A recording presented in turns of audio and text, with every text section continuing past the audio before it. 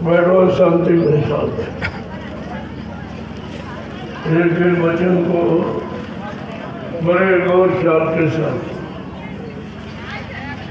ये वचन ही आपको बचाएंगे और आपको बचाने वालों को तुम जिनका सहारा करे हो किए हो वो खुद ही नहीं बच पाएंगे, तो तुम्हें क्या बचाएंगे? क्योंकि ये देश काल माया का, ये तुम्हारा देश नहीं है। तुम्हारी जीवात्मा का देश तो सत्यलोक है, वो इन सारों लोगों से बहुत वो देश देवलोक के ऊपर, ब्रह्मलोक के ऊपर, विष्णु लोक के ऊपर, शिव जी के लोक के ऊपर, राम जी के लोक से, कृष्ण जी के लोक से ऊपर, वो बहुत ऊपर, और वो हम सब जीवात्माओं का देश है। इसीलिए संत महापुरुषों ने इशारा करके कहा, अरे भाई ये पराया देश, पराये देश नहीं रहना, धाम चलो अपने भाई, पराये धाम क्यों रहना, काम करो अपना भाई, पराये काम क्यों फंसना। केवल दो चीजें, और आज तक आप नहीं सोच पाए भाई, ना इसको पराया देश मानते हो, और जो काम कर रहे हो शरीर इंद्रियों से वही पराई बात। ये भी नहीं आज तक समझ पाए कि हम पराई पर दूसरे का काम करते, अपनों काम हमने शुरू ही नहीं किया, क्योंकि अपने काम की यहाँ जानकारी नहीं थी। जब ऋषि मुनियों को नहीं, योगियों को नहीं, कर्मचारियों को नहीं, अवतारी शक्तियों को नहीं, ज्ञानी विज्ञानियों को नहीं, यहाँ तो ये विषय किसी का ही नहीं, और न किसी ने जानकारी की। तभी कहा अगर संत महापुरुष न आए होते तो जीवात्माओं को कभी मौका नहीं मिलता अपने घर जाने का।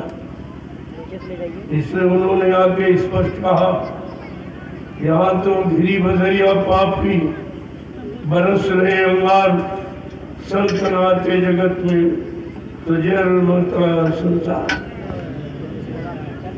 ये संसार में तो जन्म मरण ये कभी खत्म नहीं होता, और ये खत्म कोई कर नहीं पाया, और इसी में सब फंस के रहे।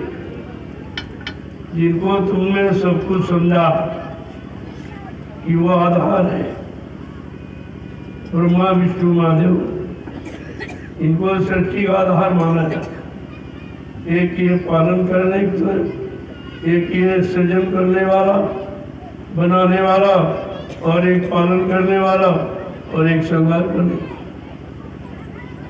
ये तीन, तो ये तीन बेचारे नहीं जा पाए। तभी तो महापुरुषों ने कहा कि ब्रह्मा ब्रह्मलोक का सुख आनंद तो उठा रहे हैं, लेकिन अपनी जीवात्मा को नहीं जगा पाए, नगर पहुंचा। विष्णु भगवान विष्णु का सुख आनंद उठा रहे, उनकी जीवात्मा जगी, नगर पहुंची। भगवान शिव शिवलोक का सुख आनंद उठा रहे, उनकी जीवात्मा जगी, नगर पहुंची। भगवान राम साकेत लोक का सुख आनंद उठा रहे, उनकी जीवात्मा जगी, नगर पहुंची। भगवान कृष्ण गोलोक का सुख आनंद उठा रहे, उनकी जीवात्मा जगी, नगर पहुंची। देवी देवता देवलोक का सुख आनंद उठा रहे, लेकिन उनकी जीवात्मा जगी, नगर पहुंची। अब इन्हीं को तुम जानते हो, इसके अलावा कोई जानकारी नहीं, और ये कोई जा नहीं पाए। तो तुमको अपने घर का रास्ता कौन बताएगा? जब कोई गया ही नहीं, उधर पहुंचा नहीं, किसी को मालूम नहीं, तो तुम्हारे घर का रास्ता या कौन बताएगा? तब कहा कि संत नाते जगत के, अगर वो नाते इस संसार में, तो जीवात्माओं को कभी भी काल माया के देश से छुटकारा। इतना बड़ा काम करने के लिए आए, और आपने उन्हीं को पहचान नहीं, उन्हीं को आप नहीं पहचान, जो इन सबसे परे, जो तुम्हारा देश सतलोक है, उसके भी परे अलग अगम अनाम अनामी धाम से, जहाँ से अभी तक कोई शक्ति नहीं, जितने संत आए सब संतों से, लेकिन अनामी धाम से कोई नहीं आया। यही तो पहचान आपको करनी चाहिए थी। गोस्वामी जी महाराज ने इशारा किया रामचरितमानस के उत्तरकांड में, एक हनी अनामा आज सत्यानंद प्रभु धाम का एक ही अनामी धाम है, वहाँ एक अनामी महाप्रभु है। जब अनामी महाप्रभु मानव चोला धारण करके व्रत लोग मंडप पर आएंगे, प्रभु नाम को जगाएंगे, प्रभु नाम को सिद्ध करेंगे, प्रभु नाम का प्रचार कराएंगे, प्रभु नाम से जीवात्माओं को जगाएंगे और प्रभु नाम का बेड़ा भवसागर में लगाकर इन जीवात्माओं को प्रभु धाम पहुंचाएंगे। तब प्रेमियों जीवात्माओं का आवागमन समाप्त, ऐसे आवागमन समाप्त नहीं होता। सतलोक तक आवागमन, क्योंकि संत आते जाते रहते वहां तक आप, लेकिन अनामी धाम से जो आएगा वो जीवात्माओं को आवागमन से अलग करते। बाकी ये काम किसी का, लोगों कितना दिनों का भूला बिछड़ाई काम जो कोई नहीं कर पाया, उस काम को करने के लिए अनामी महाप्रभु आए और हमने आपने उनको पहचान नहीं पाया, ना अपना कोई काम बना पाया। ये कितना बड़ा जीवों का नुकसान। लेकिन बेचारा हानि लाभ चलते थे, हानि किसे कहते, लाभ किसे कहते। धर्मशास्त्रों में तो लिखा, हित अनहित पशु पक्षी जाना, मानव तन गुण ज्ञान निधाना, हित अनहित पशु पक्षी भी जानता।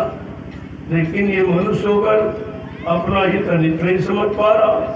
कौन हमारा हित करेगा, कौन अपना हमसे हित करा रहा है, कौन हमको लाभ दे रहा, कौन हमसे अपना लाभ ले रहा, ये भी तो हम नहीं जान पाए और इसीलिए निकल नहीं पाए। निकालने वाला आया, निकाल के आपको अलग किया, लेकिन फिर तुम वहीं पहुंच गए, फिर वहीं जैसे कांटे बीन के रखो ढेर, आंधी आई और कर्ण को फिर फैला दिया। वो आंधी आई थी स्वार्थ की, स्वार्थ लोभ लालच की आंधी आई, और जहाँ से तुमको जगा के निकाल के खड़ा किया गया था तो फिर वही चले उसी स्वार्थ लोभ लालच में फिर। अब तुम ये सोचो कि तुम्हें निकालेगा, निकालने वाले नहीं तो पहुंचाने जाने की तो बात ही छोड़। तो ये सब समझ में बात चला गया। जो आपको निकालने में जो समय लगाया गया 10 जुलाई 1952 से और 2012, ये 7 साल का समय, ये तुमको निकालने में लगाया गया और निकाल के सतपथ के रास्ते पर लाके खा। लेकिन ये स्वार्थ लोभ लालच की आंधी आई और फिर तुमको बहका के वही ले, फिर वही आपको डाल दिया। अब ये विचार करो तुमको कौन निकालेगा, क्योंकि ऐसा प्रचार लोगों ने कर दिया कि जो जिसने निकाल के खड़ा किया उसके बारे में कहते वो तो मर के चला गया, तो भी आपको निकालेगा। इस पर गंभीरता से विचार करना चाहिए। एक दो कोई आया नहीं निकालने वाला, जो आए हमने उनको पहचान भी नहीं पाया। चलो पहचान नहीं पाया तो कभी न कभी पहचान हो जाती, लेकिन इन्होंने तो जल्दी ही खत्म कर दी, कहते वो तो मर के चले। इसका मतलब ये काम अब कभी नहीं। इनके कहने के अनुसार अब जीवात्माओं का भला कल्याण कोई नहीं कर पाएगा, लेकिन जो आता है वो काम करके जाता है। ये इनको कहाँ पता, छोटी छोटी शक्तियां आई, काल शक्तियां आई, वो भी आवाज लगा इसको पूरा करके गई। अरे तो समृद्ध दयालु दया शक्ति, क्या ये बिना काम किए चली जाए? तो फिर इनका महत्व क्या होगा? क्या लोग गौरव गरिमा महिमा इनकी जानेंगे? ये सब जानकारी आपको रखनी चाहिए। सत्संग यही, इसी को सत्संग है कि जिस दिन तुम सत्य का संग कर लोगे, ये झूठ है, छल है, कपट, ये सब खत्म। लेकिन बिना सत्य के, बिना संतों के संग के, बिना संत वचनों के संग के आप निकली नहीं, यहाँ निकालने की दूसरी कोई युक्ति। और जो आपने की पूजा पाठ की व्रत दान हवन जब के गंगा स्नान, तो उससे तो आप निकल नहीं पाए और फंस तुम्हारा मन और खराब हो गया और अहंकारी और विषयी और भोगी बन गया। निकलने की बजाय वो फंस गया, इससे तो आप निकल नहीं पाए हो। तो इसलिए महापुरुषों ने कहा अरे भाई ये निकलने की युक्ति नहीं, जो शरीर इंद्रियों से करोगे तो शरीर इंद्रियों का लाभ मिलेगा और लाभ मिलेगा तो जरूर फंस जाओगे। अगर हानि मिल जाए तो हट जाओगे, लेकिन लाभ मिल जाए तो फंस जाओगे। इसलिए लाभ भी अहंकार है। ये सब संत मत में उल्टा है। संत मत का जितना काम वो निकलने का, काल मत का जितना काम वो फंसने फंसाने का। लेकिन अभी तक हम आप काल मत संत मत को समझ नहीं पाए। संत मत किसे कहते हैं और काल मत किसे, यही इतनी बार नहीं समझ में आई। जो तुमको 60 साल समझाया गया वो समझ में नहीं आया। तो समय निकल गया, किसी का 50, किसी का 60-70, इतना समय बचा। अभी शरीर में रहने का, परिवार में फंसने का, भोगों में उलझने का अब कितना समय रहेगा। ये भी तो विचार नहीं करते हो कि गई बहुत रही थोड़ी और वो भी जाने वाली। सब समय चला गया। जो अच्छा था, काम करने वाला, शक्ति वाला, वो तो चला गया। अब आपसे कुछ हो भी नहीं। ये विचार करना चाहिए। तो समय कोई अच्छा निकल जाता है तो बात में पश्चाताप करना, क्या बताए समय को नहीं जान पाए, समय से नहीं रख पाए, नहीं विश्वास कर पाए तो अच्छा समय निकल। अब तो बुरा ही बुरा, अब तो इतना बुरा है जिसको तुम देख नहीं सकते। उसी बुरे समय से बचने बचाने की आवाज सब आज भी आप मेरी आवाज लगा कि अभी जान जाओ। एक अंतिम मौका, लास्ट वार्निंग, अंतिम चेतावनी आपको दी जाए। अभी वक्त है गुनाहों से तू तौबा कर ले, फिर न कहना हमने सुना था पैगाम। बड़े स्पष्ट शब्द। अभी तेरे लिए वक्त है, अपने गुनाहों पापों की माफी करा लो। अभी माफ करने वाला मौजूद, लेकिन फिर ये भी घड़ी, ये भी समय तुम्हारे हाथ से निकल। ये काम नहीं कुछ। यहाँ तुम किसी ज्ञानी वैज्ञानिक को, धनवान बलवान बुद्धिमान को करोड़ों रुपए दो या तो हमारे पाप काट दी। ये काम कोई नहीं कर। जो रुपए पैसे धन सामान दे के आपका काम नहीं होता, वो केवल संत महापुरुष अपने दर्शन दीदार से आपका काम। संत दर्श किम पातक रही, संतों के दर्शन मात्र से पापों का क्षय। केवल उनका दर्शन कर लो, देख तुम्हारे कितने पाप हैं। उनकी दृष्टि में वो बल ताकत, वो दृष्टि ही पहनी सारे पापों की गंदगी को काट काट कर।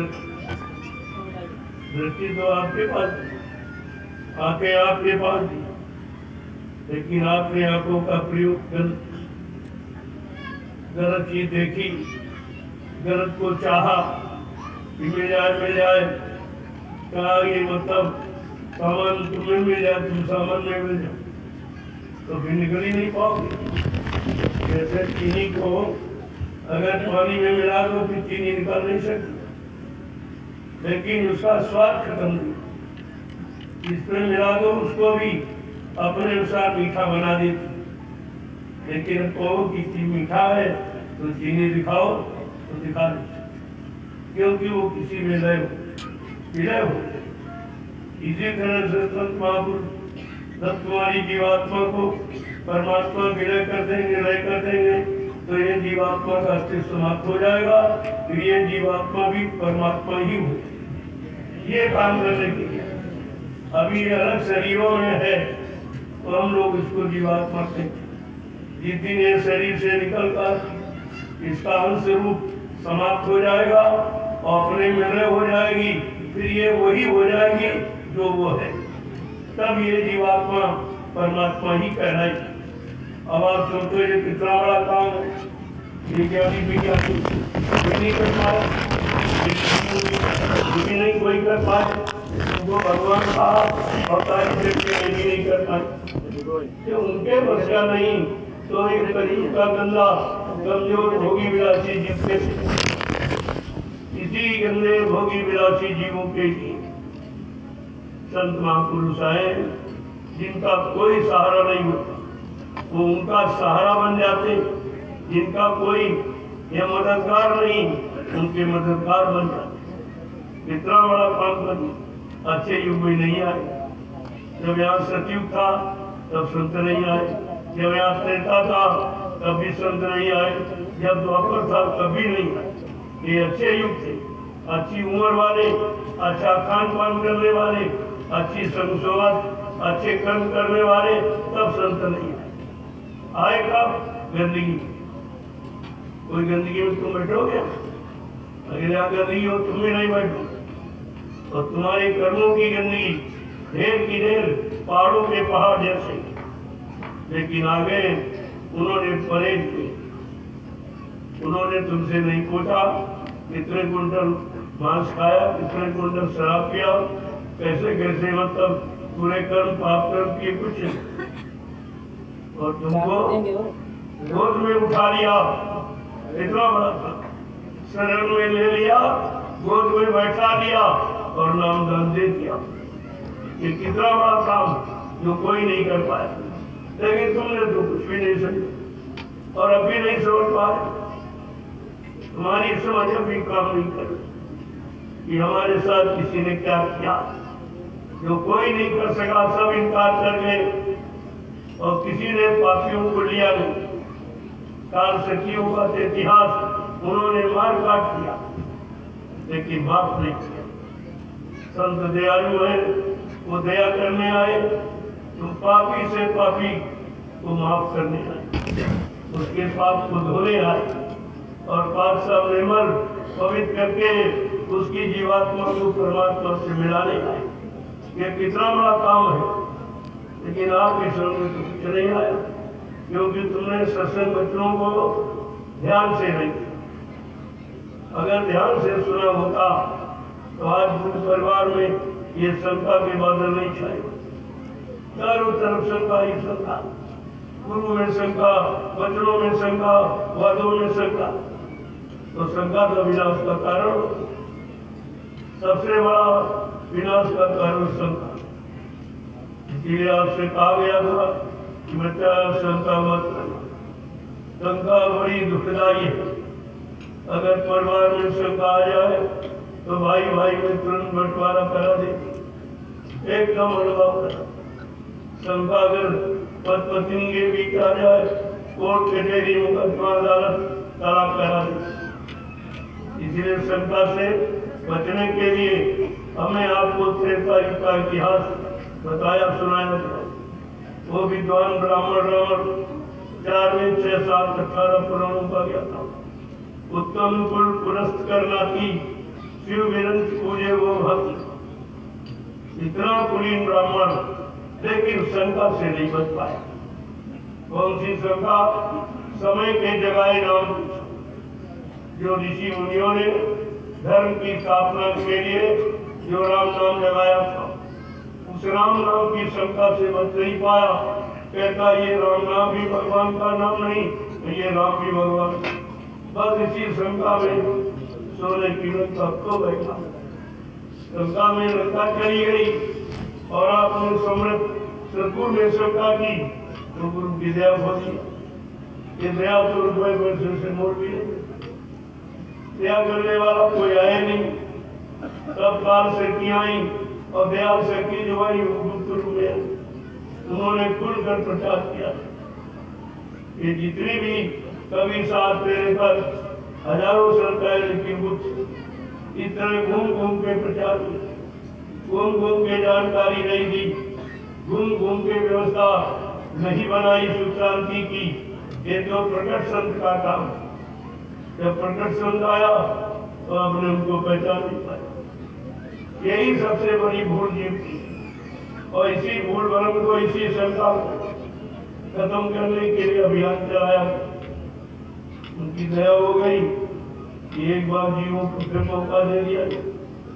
ये बेचारे भूल गए, भ्रमित हो गए, शंका ने इनको डस लिया है। अब ये शंका से अलग नहीं हो पा रहे। चलो इनको एक बार शंका का निवारण क्या है, बहुरी काल करिए सत्संगा, कबे होए संशय सब। जब बहुत समय तक सत्संग करोगे तब शंका, संदेह, भूल भ्रम ये सब समाप्त हो जाए। इसलिए सत्संग जारी किया कि आपकी शंकाओं के समाधान की, और फिर भी शंका न गई तो फिर इसका मतलब है फिर 84 से आपका बचाव नहीं। अपनी चूके फिर 84 ना। अगर अपनी बात चूक गए तो कि जो भजन भक्त से चूके, इनके मुख जब पल पल फूके, ऐसी कुगति होएगी सबकी, जो नहीं भयो सतगुरु अपी, और सतगुरु बिना कोई नहीं बाजे, नाम बिना 84 नाचे, नाम रहे संतो आदीना, संत बिना कोई नहीं चीना।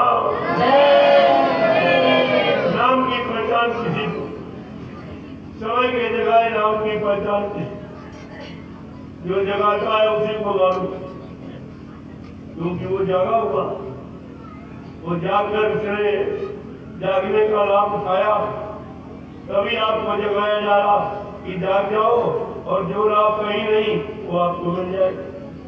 तब आपको जगाया जा रहा। ये सोते सोते बहुत समय निकल गया, भोगों की प्रगाढ़ चिंता में सोते सोते आपका जीवन ही सो गया। तब 50, 60, 70 आपने गवा दिया। अब 50 कितना, इस पर विचार, जब तो सब निकल गया। गई बहुत, रही थोड़ी, वो भी जाने वाली, वो भी आप रोक नहीं सकते हो। आज और कल, सुबह शाम दोपहर की गिनती और गणना में ये मानव जीवन आप खो रहे हो, ये जा रहा है उस पर। अब आप रोक भी नहीं सकते, रोकने का अधिकार आपको, रोकने की शक्ति आप में नहीं। हाँ, अगर उसके साथ तुम जुड़ जाओ तो तुम्हारा काम हो सकता, अपना काम बना सकते हो। जैसे ट्रेन जा रही, आप रोक नहीं सकते, लेकिन अगर बैठ जाओ तो तुमको तुम्हारे स्थान पर पहुंचा दे, ये काम। इसलिए ये समय की ट्रेन है, नाम समय का जगाया नाम, या आपकी समय की ट्रेन। ईश्वर विश्वास के साथ बैठ जाओ तो ये तुमको तुम्हारे मुकाम पर पहुंचा देगा, और आपको पहुंचे नहीं और क्या कहना। लेकिन बीच में दीवार खड़ी हुई तो विश्वास, शंका की, संदेह की, भूल की भ्रम, ये सब खड़ी होगी, और उस शंका, संदेह, भूल भ्रम के कारण आप समझ नहीं पाए। उसी को दूर किया जा रहा है, उसी लिए प्रचार हो रहा है। तरह तरह की योजनाएं आपके साथ जोड़ी जा रही है कि किसी तरह से आप जुड़ जाओ, लग जाओ, यानी खेत जाओ, और अपने काम में लग के अपना काम बनाओ। इसलिए आपको जोड़ा। तो ये काफिला आपने किया, इसके पहले कितने काफिले, जब आप काफिले होने लगे तो ये यानी 10-12 वर्ष के बाद आपको फिर एक मौका दे, नहीं काफिले को याद क्यों निकाली गई थी, निकालने का मतलब क्या था, और आज फिर आपको काफिलों में शामिल किया गया तो मतलब क्या, ये आपको जाना, भजन आप नहीं कर सकते हो, सेवा में नहीं मन लग रहा है, मतलब यानी सत्संग याद नहीं रहा, तो कम से कम समय की योजनाएं जो तुम्हारे लिए बनाई जा रही उसी में जुड़ जाओ।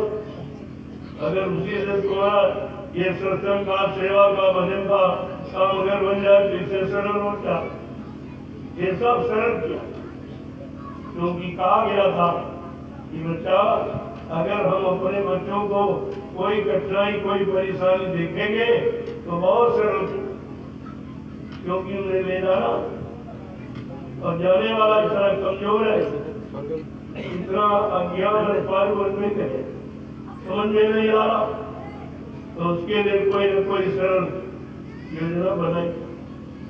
अब देखिए ले जाने वाला इतना दयालु कृपालु है, इतना मेहरबान है कि आप नहीं चाहते हो, नहीं जान पा रहे हो, लेकिन वो अपनी दया बराबर तुम्हारे पर डालते, वो कभी छोड़ते नहीं। जिस दिन दया से हट जाओगे उसी दिन तुम चले, तुम रुक नहीं सकते, उनकी दया ही आपको रोके, तुम रुकने वाले नहीं। जैसे पतंग आसमान में कितनी ऊंचे चली जाए, देखने वाला कह रहा है डोरी भी नहीं दिखाई दे रही, उड़ाने वाला भी नहीं दिखाई दे रहा, पता नहीं पतंग कहाँ गिरेगी। वो तो संज्ञा का संज्ञा जिसे दिखाई नहीं दे रहा, लेकिन वो तो पतंग उड़ाने वालों को मालूम है कि कितने वक्त डोरी को समेट कर, जितने आसमान में ऊंची पतंग उसको डोरी समेट कर अपने पैर के अंगूठे पर रख दी, कहा तुम अकेले जाओ। इसी तरह ये नामदानी जीव कहीं भी बच जाए, कहीं चला जाए, लेकिन जिसके हाथ में डोरी वो तो मिनट में समेट लेगा, वो तो मिनट में समेट।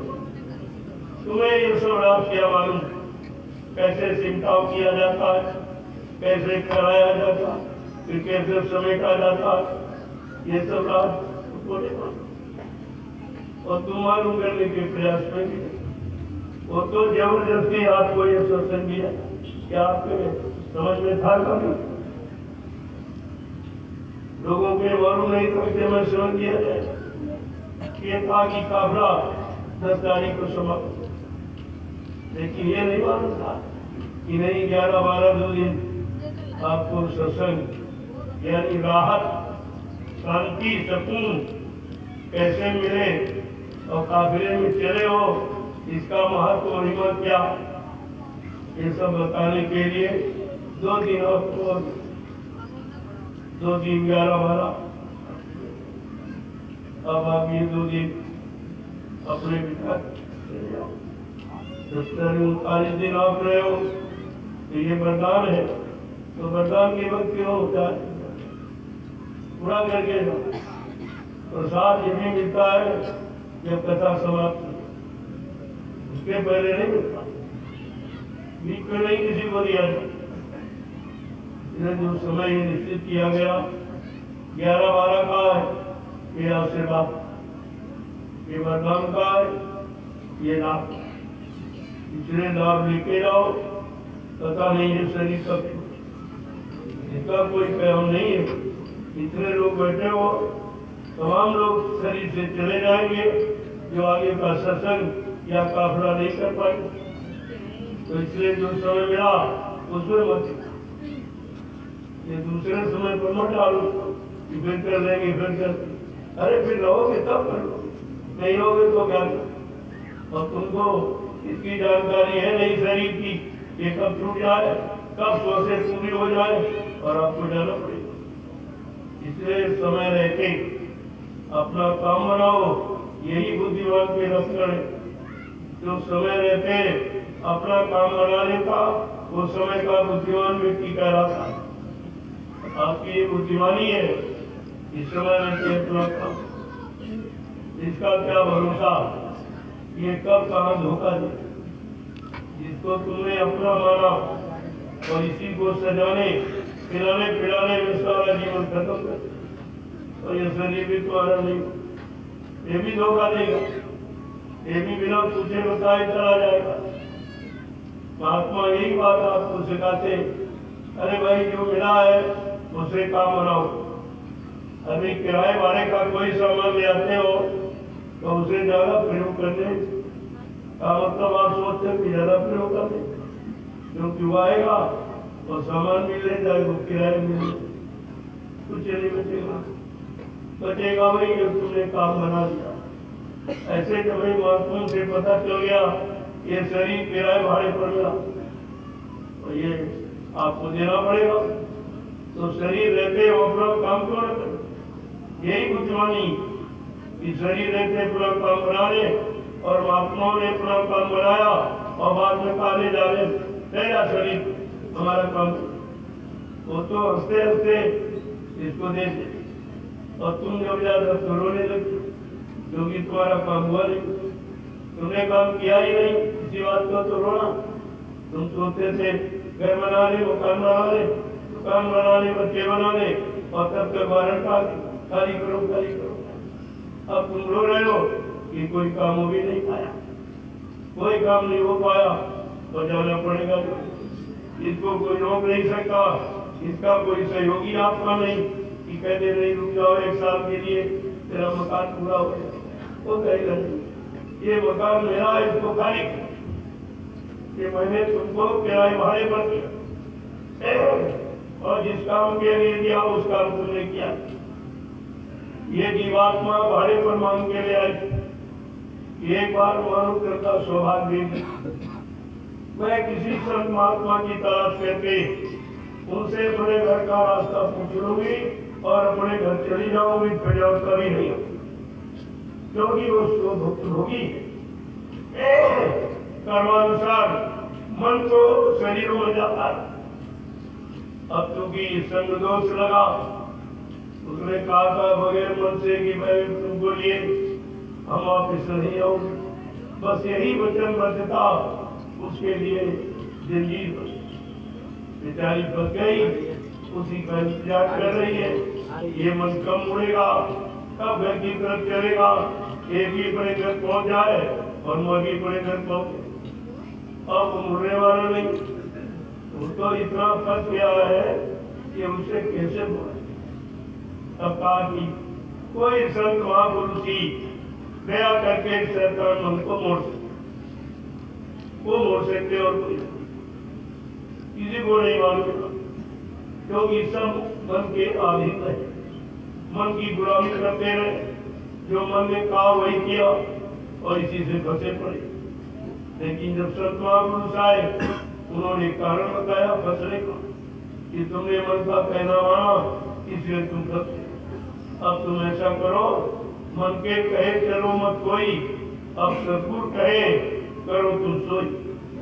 अब वो करो जो सतगुरु सत माने ईश्वर, गुरु माने मिलाने वाला, जो तुम्हारी जीवात्मा को परमात्मा से मिलाने वाला, उसका कहना मानो तो तुम्हारा काम। ये सब आपको सुनाया समझाया और वही बताया जाता है, लेकिन तुम चिकरे गड़े हो कुछ रुकता ही नहीं।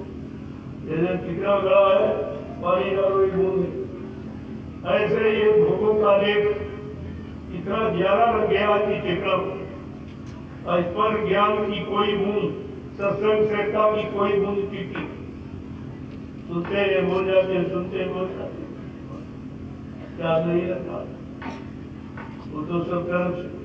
लेकिन जिसने ये कहा है कि हमको कुछ भी करना पड़े, चाहे जो यत्न करना पड़े, चाहे जो लीला करना पड़े, चाहे जो खेल करना पड़े, चाहे जो चमत्कार करिश्मा करना पड़े, लेकिन हमने वादा किया है, हमने नाम का सहारा दिया है, तो हम इसको घर पहुंचा कर ही मानेंगे। ऐसे जाने वाले नहीं, ऐसे जाने वाले नहीं, वादा खिलाफी करने नहीं आए, हम अपना काम करके। अब ये है काम करने वाले को मालूम काम कैसे, देखने वालों को क्या बोलते, ये तो तमाशगीर है, तमाशा देखते लेकिन जानते नहीं ये तमाशा कैसे बनाया गया, किसके लिए बनाया गया, ये आपको नहीं मालूम। यही तो मालूम कराया जा रहा है। ये संतों का तमाशा जीवात्माओं को दिखाया जा रहा कि तुझे निकालने वाला तो कोई नहीं आया, इसलिए अपने घर अगर तू चलना चाहती है तो संतों के वचनों को सुन और उन वचनों को अपना आधार बना ले तो चल पड़। तो वो वचन काल माया के भेद से बचाकर उसको तेरे घर पहुंचा दे। उनका ये काम है।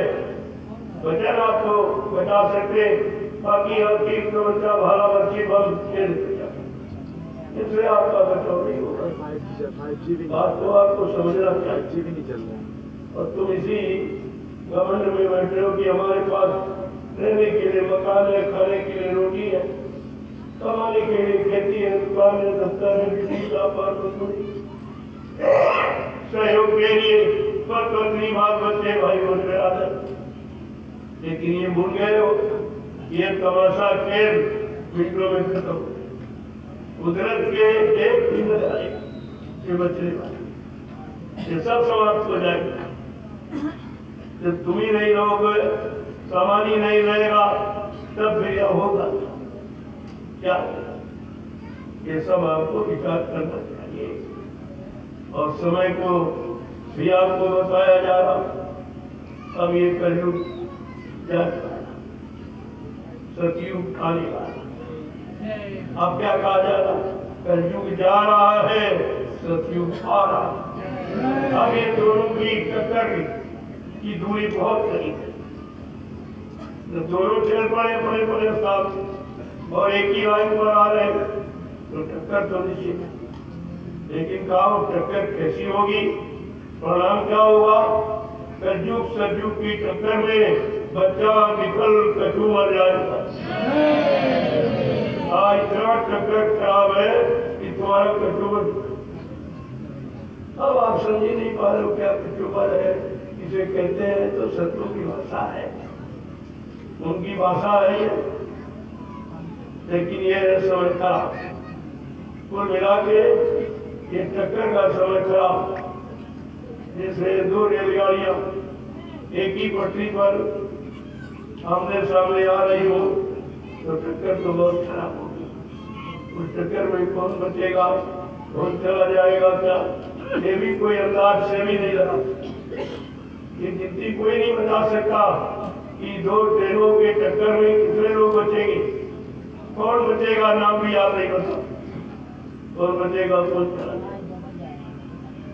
इसलिए आपको कलयुग सतयुग की बात कितने पहले से बताई।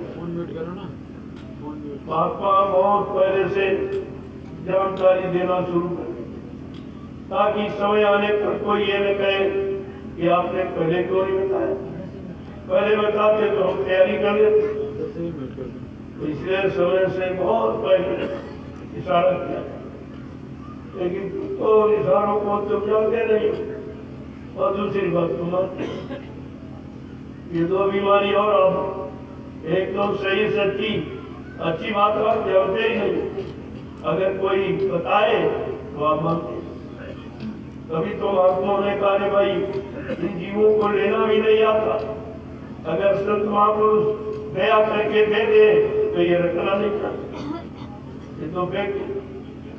नामदान को कितने लोगों ने रखा, इतने लोग बैठे हो, नामदान को संभाल के कितने लोगों ने रखा, और कितने लोग उसका सही प्रयोग करके अपना काम बना लिया। ये तो काम के लिए आपको नाम किया गया, लेकिन काम तो आपने किया नहीं। ये जवान से बोलना काम नहीं। मन बुद्धि चित्त को रोककर, ये पहले हिदायत दी जाती कि मन बुद्धि चित्त को रोककर जब नाम की कमाई आत्मा से करोगे तो ये नाम तुम्हारा सब काम कर देगा। लेकिन मन बुद्धि चित्त को रोक, और ये तुम्हारे बस का है।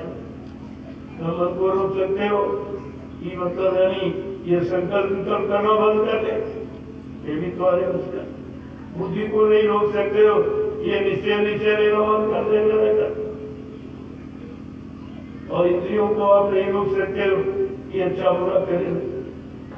तो आपने तो सब कर दिया, किसी पर तुम्हारा कोई नियंत्रण नहीं, और किसी इंद्रिय से तुम काम नहीं, वो तुमको तुम्हारे से खुद ही काम नहीं, खुद तुमको घसीट के ले जाती और उसमें फंसा देती, और फंसा ही नहीं देती, तुम्हारी सारी शक्ति छीन कर देती, ताकि तुम दूसरे जगह जा पाओ, तुम यहाँ से निकल ना पाओ।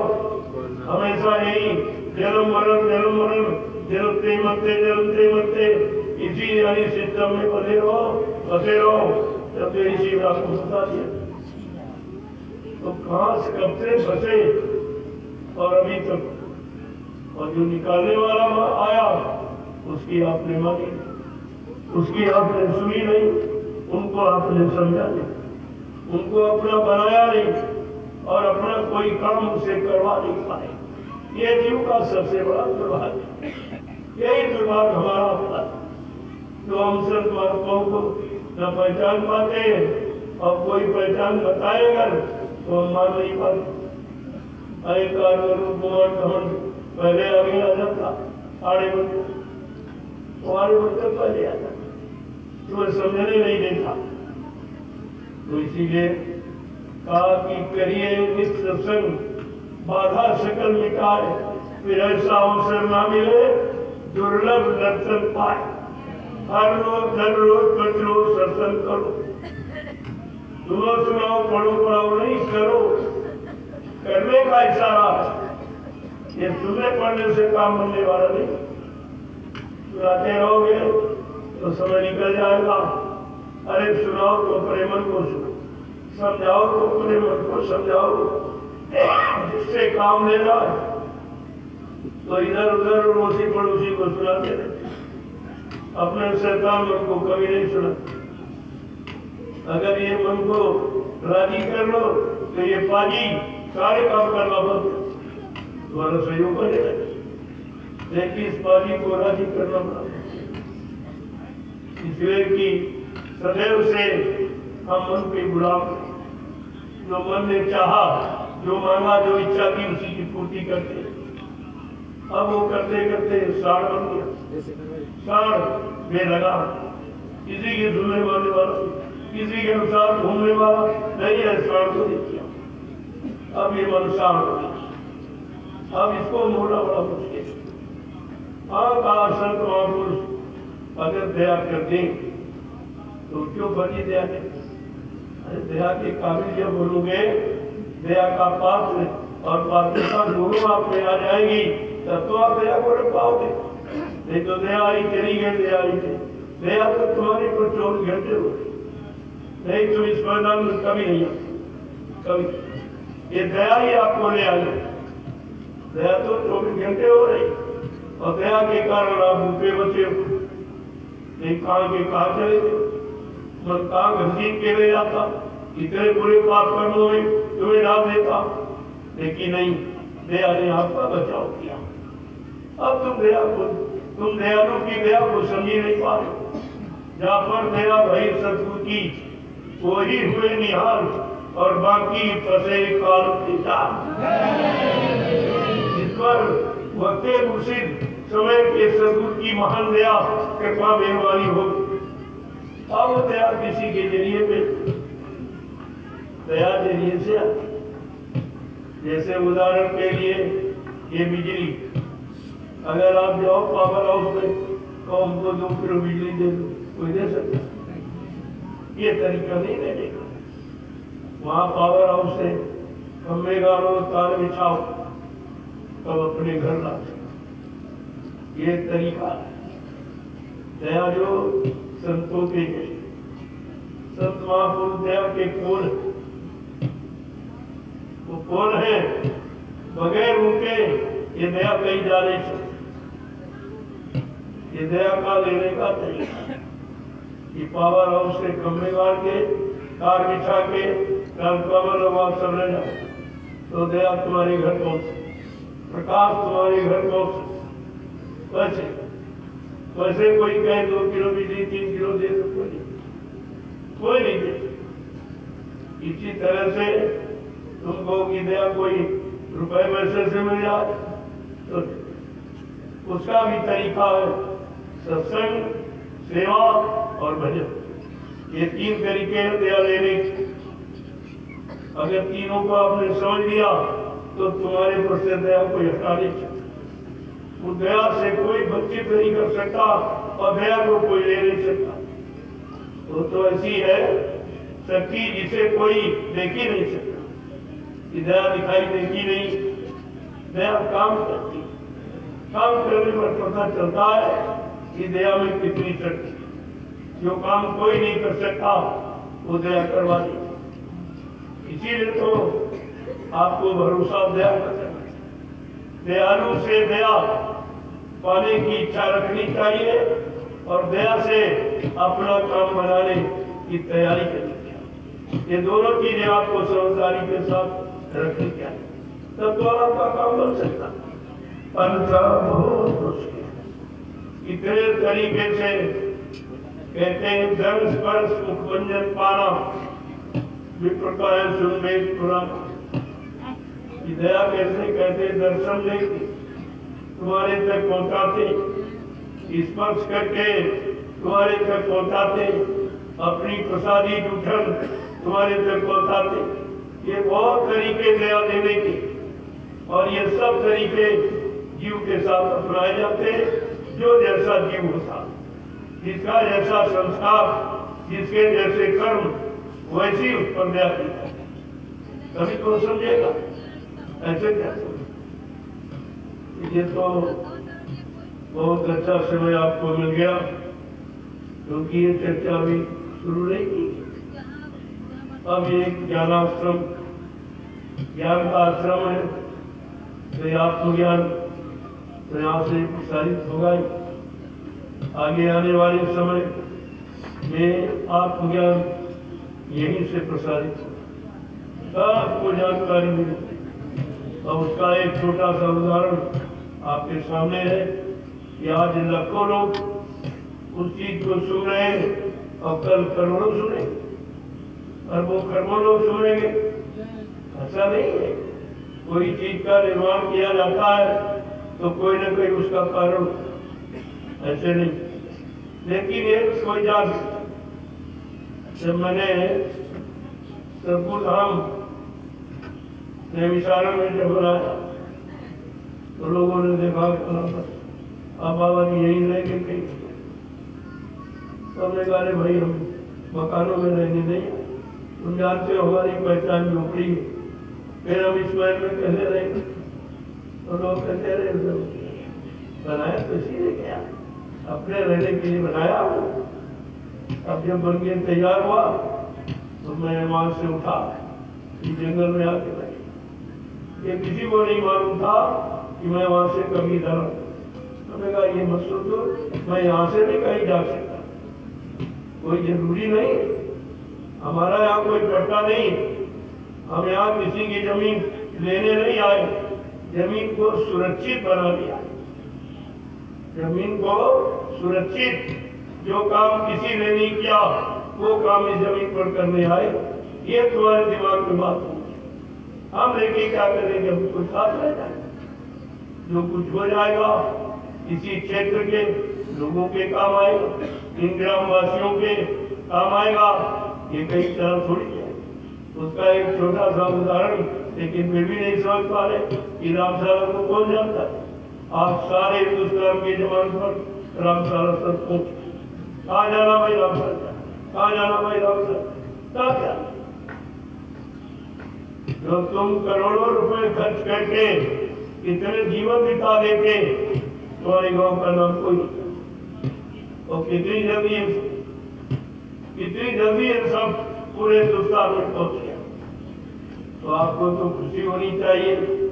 नाम के लिए आदमी कुआं बना था और एक धर्मशाला बना था, तरह तरह की, तुम्हें कुछ नहीं बनाना पड़ा और बना बनाया सब मिल गया, फिर भी तुमको हजम नहीं हो रहा, हजम नहीं हो रहा, क्योंकि तुमने कोई अच्छा सच्चा काम किया। जब किया नहीं तो उसका अनुभव नहीं, जब अनुभव नहीं तो उसकी जानकारी नहीं है, उसकी मान्यता, उसको प्रमाणित करना ये भी आपको नहीं मालूम। लेकिन तुम्हारे कहने करने से नहीं, जो काम करने आया है वो अपने अनुसार उनका बनाए, तुमसे पूछ के नहीं, अपने। लेकिन तुम जुड़ जाओगे तो लाभ तुमको भी मिल जाए। क्यों? परमार्थ के कारण साधु धरा शरीर, उनका मानव शरीर धारण करना केवल परमार्थ समाज देश हित के, वो अपने हित के लिए आते नहीं, अपने रात पात धन दौलत मान सम्मान के लिए कभी नहीं, तो इसके लिए फायदा ही नहीं। वो तो जीवों को मान सम्मान देते, उनका नाम करते अपना नहीं, तो आपको तो ये विचार करना चाहिए। लेकिन विचार कैसे करोगे जब यानी कुविचार पहले ही प्रवेश कर दिया।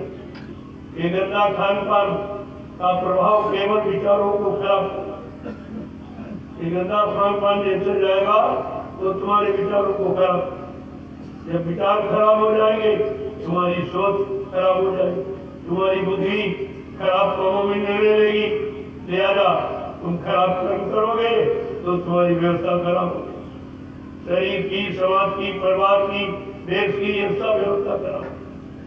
इसलिए संतों ने शोध किया, निर्णय लिया इस खराबी का कारण क्या। हमारा धार्मिक देश है, धर्म के लिए भगवान राम को रावण से लड़ाई करनी पड़ी, धर्म के लिए भगवान कृष्ण को महाभारत में मारा, कितने लोग कुर्बान हो गए, कितनी माताएं विभूति हो गई, कितने बहनों का स्वाब लुट गया, तब ये धर्म की स्थापना आपको देखने को मिली। लेकिन आज स्वाभाविक तब ये पुनः फिर से एक ढिंढोरा पीटा जाता है, एक आवाज लगाई जा रही है कि नहीं नहीं धर्म को कोई हटा दे, तुम्हारे नाम मानने से धर्म थोड़ी खत्म हो जाएगा, क्योंकि तुम्हारे द्वारा धर्म आया नहीं, जो तुम्हारे नाम मानने और न सुनने में अपनाने से धर्म चला उसे तो जिनकी चीज है, जिनकी धरोहर है वो सुरक्षित, वो जब चाहेंगे तब याद आएंगे, जब चाहेंगे तब। ये सब चीजें आपको समझनी चाहिए और समझने का केवल एक ही तरीका है सत्संग, दूसरा कोई नहीं। बगैर सत्य के संग किए, जब सत्य का संग करोगे तो सब समझ जाओगे, और सत्य से दूर रहोगे तो कुछ समझ नहीं।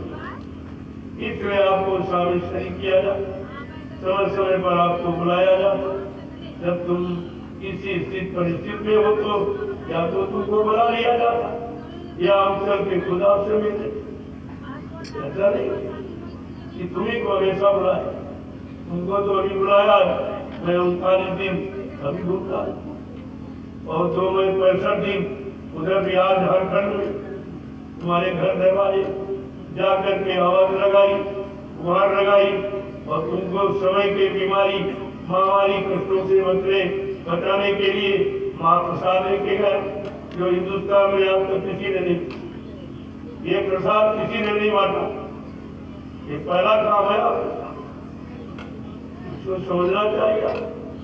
ये काम तो कहीं नहीं, मथुरा जाते थे कि प्रसाद नहीं कर सकते, और कोई पूजा वूजा हुई, कोई ऐसा पर्व तो मिलता था, बाकी ये रोज कहीं आप आए हो तो रोज ही में सारे देश में रोज बांधा, गली गली सड़क से सब जगह दरवाजे पर गुहार पुकार लगा के ये प्रसाद दिया, काम किसी ने नहीं किया। इसको कहते हैं हमदर्द, जो तुम्हारे से हमदर्दी रखेगा वो ये काम करी, हमको क्या जरूरत थी, क्या हिंदुस्तान में हम ही खेले रहते, और भी तो लोग रह रहे, अरबों खरबों की आबादी है और कोई नहीं निकला, और किसी के अंदर तुम्हारी चिंता नहीं कि मुसीबत आपत्ति बीमारी महामारी लड़ाई झगड़े दैवी प्रकोप दुर्घटनाएं अकाल मौत ये बढ़ती चली जा रही, एक दिन तो ये सब शून्य हो जाएगा, कुछ नहीं बचेगा। तो इसलिए सृष्टि को कभी समाप्त नहीं किया जाता, संहार नहीं सुधार, संहार सुधार नहीं होता। और सरकार का इतिहास आप देखो आराम से, ये सरकार का इतिहास है, लेकिन क्या सुधार, कुछ भी नहीं। अरे चोर डकैत को गोली मार दो तो क्या चोर डकैत खत्म हो जाता, अगर उसको मूर्ख साधु बना दो, ये सुधार है। संत महापुरुषों ने यही काम किया, गोली नहीं चलाई, अपनी बोली के द्वारा बोली सुना कर, बच्चों को सुना कर और जीवों को मोड़ दिया, बड़े बड़े चोर डकैत कतियों को साधु बना दिया, माला पकड़ा दी और वजह दी। अभी मीडिया ने यही पूछा, क्या लोग शाकाहारी बन गए? हमने बन नहीं जाएंगे, बन गए। हमने रखो को शाकाहारी बना, तो बनने की बात है। फिर बोला गलत, सरकार किसकी आएगी? हमने सरकार का चुनाव निशान मिट जाएगा। जैसे चुनाव तुरंत भाग गया, तुरंत मिलेंगे। अरे हमने कहा तुम हमारे सत्य संदेश को सुन नहीं सकते तो लिख कैसे सकते? तुम्हें सुनने में भी कष्ट हो रहा है, लेकिन तुम छापे से सकते हो और हमको छपवाने की जरूरत। हम अपनी मसूरी थोड़ी करा गया कि हमारा प्रचार हो, हमको लोग क्या? मैं प्रभु नाम का प्रचारक हूँ और प्रचार करता हूँ, बताता हूँ। अपने नाम का तुम्हारी कभी नाम ही नहीं किया कि माँ बाप ने शरीर का नाम क्या रखा, वो तो उनकी अपनी व्यवस्था थी, अपने पुकारने के लिए उन्होंने रख दिया होगा, लेकिन वो नाम उनका नहीं। जो काम हो रहा ये काम ही उनका नाम है और उनको इसी नाम से लोग जाने, काम से जाने। इसलिए उन लोगों ने अपना कभी पहचान नहीं। इतने संत महात्मा है, सबका इतिहासकार ये किसी ने अपने नाम का प्रचार नहीं किया। समय के जगह नाम था। सतयुग में योगियों ने हरि नाम जगाया तो हरि नाम का प्रचार हुआ। त्रेता में ऋषि मुनियों ने राम नाम जगाया तो राम नाम का प्रचार हुआ। द्वापर में कृष्ण नाम जगाया गया तो कृष्ण नाम का प्रचार हुआ।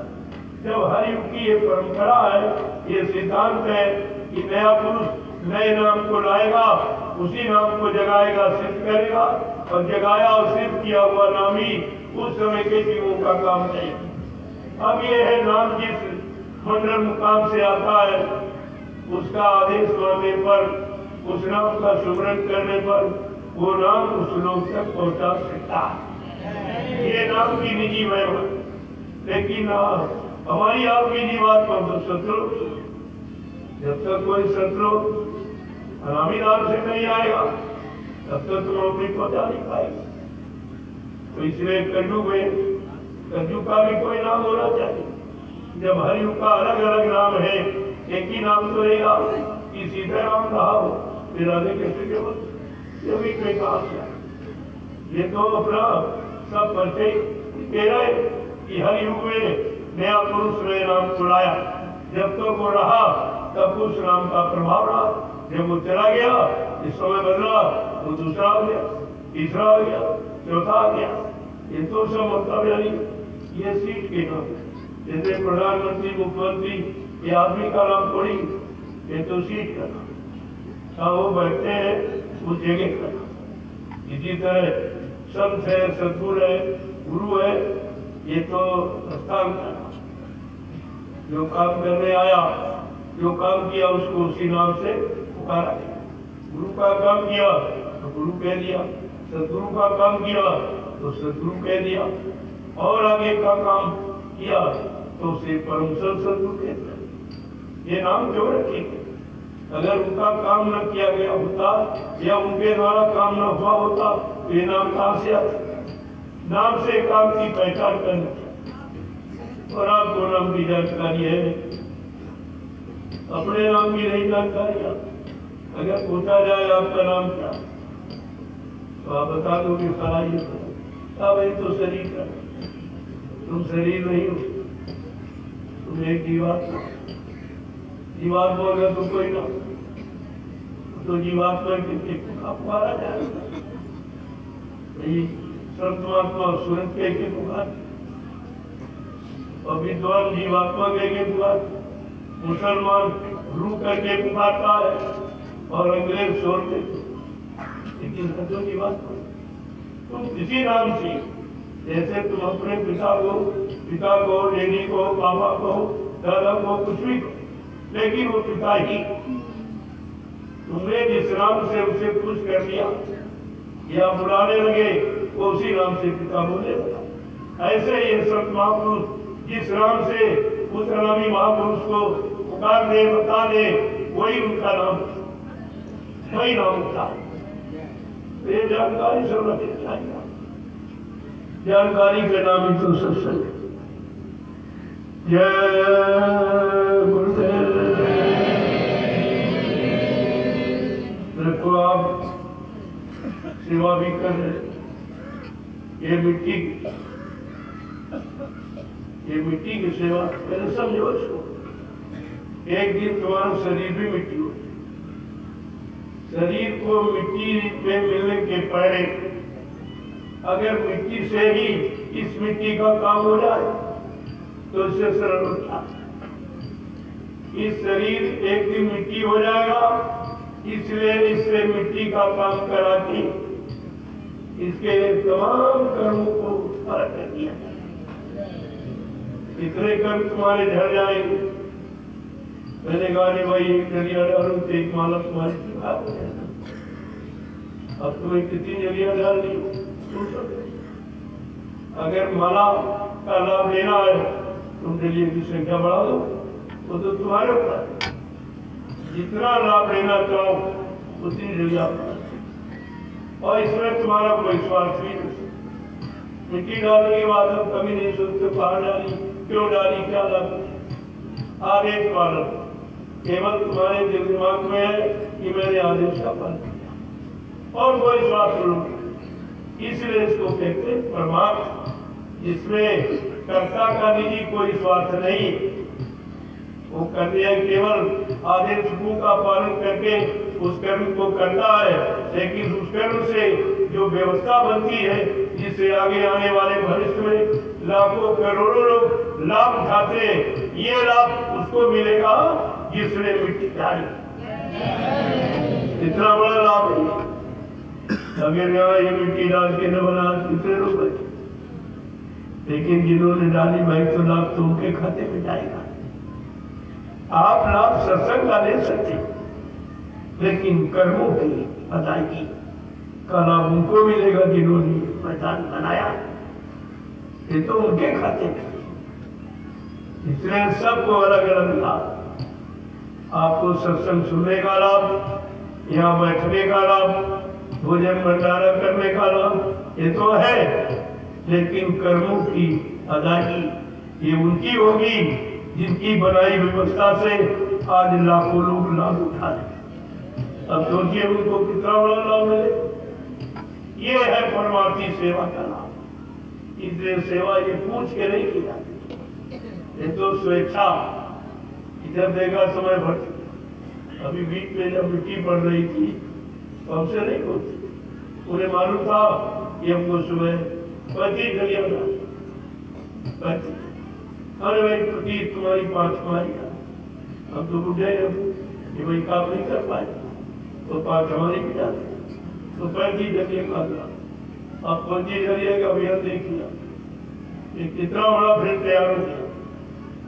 ये लाभ उनके खाते में रहेगा, इसे कोई काम नहीं। जिन्होंने ये जमीन बनाई, इस जमीन पर जो भी काम होंगे, जितने लोग लाभ लेंगे उस लाभ में उनका बराबर हिस्सा रहेगा, उसे कोई नहीं काट सकता। इसलिए परमार्थी सेवा का महत्व सबसे ऊपर, और वही आपको याद कराया।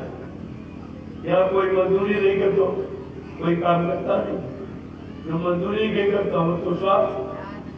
अब जहाँ कुछ लेना नहीं और करना, वही परमात्मा। परमात्मा स्वार्थ में यही अंतर। बात में आप परमार्थी सेवा को देखो कितना बड़ा जंगल साफ हो गया और कोई आए बैठे, अरे हमको यहाँ कब्जा करने थोड़ी है। ये तो लोगों की मानसिक बात।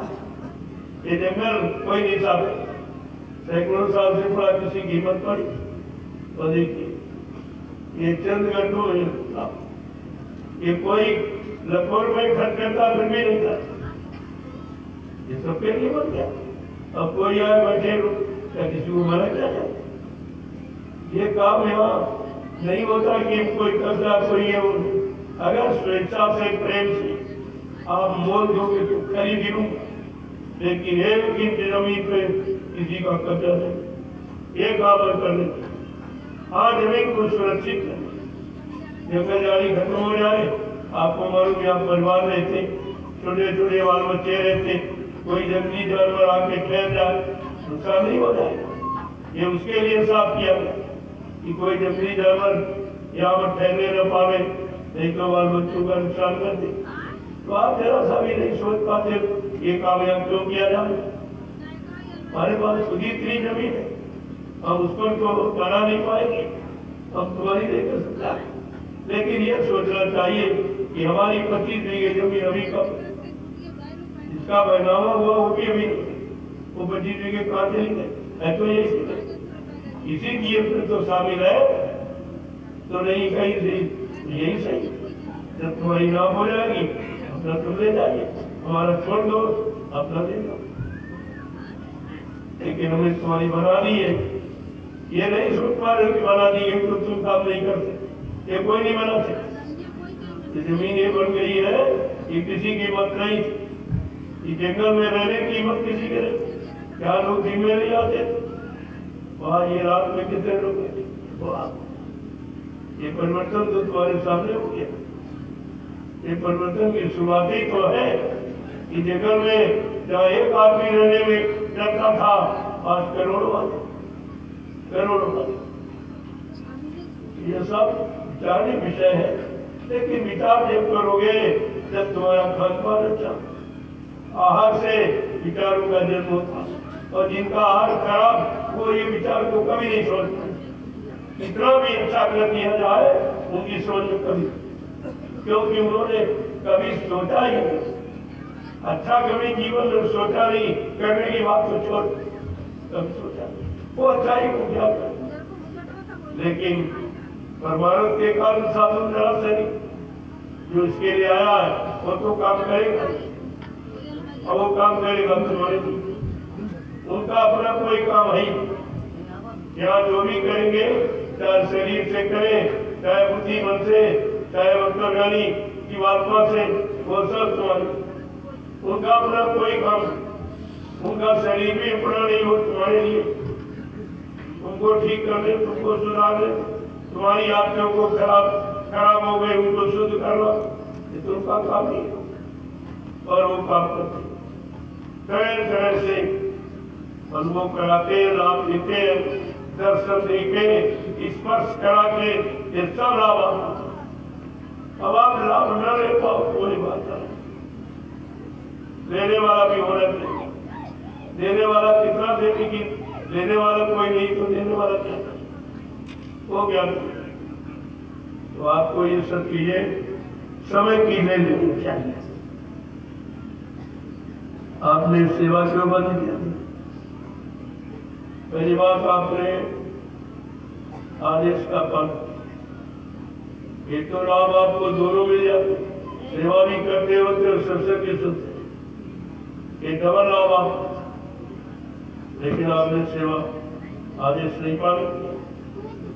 अरे तो सुना तो कानों से, सेवा तो हाथ पैरों से, हाथ पैरों से सेवा किसलिए कराएंगे?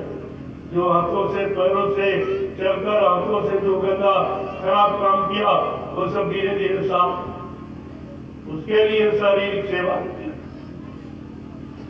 और आपने मत कर सेवा भी करते रहते और सत्संग भी सुनते, और दोनों काम हो जाते। लेकिन आप ये नहीं किया, ये कभी मत सुने। सत्संग को काम से सुने और सेवा हम करूँ सुने, तुम्हारे दोनों काम होते हैं। दोनों लाभ, दोहरा लाभ आपके पास था।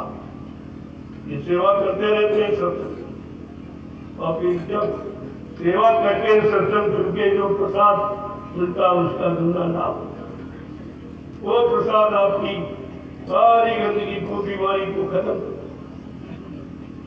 आपको ये हमेशा सोचना, जो आदेश सेवा का है उसको करते हैं। जब कह दिया जाए सेवा बंद, अब आप बंद कर, आपको तो करते रहना चाहिए। मैं उसी तो पहले वही जाने वाला कि जो सेवा कर रहे हैं उनका दर्शन करूंगा, वही बैठ के उनको प्रसाद, क्योंकि लोगों ने आदेश का पालन नहीं, ये प्रसाद पाने का कार्य नहीं।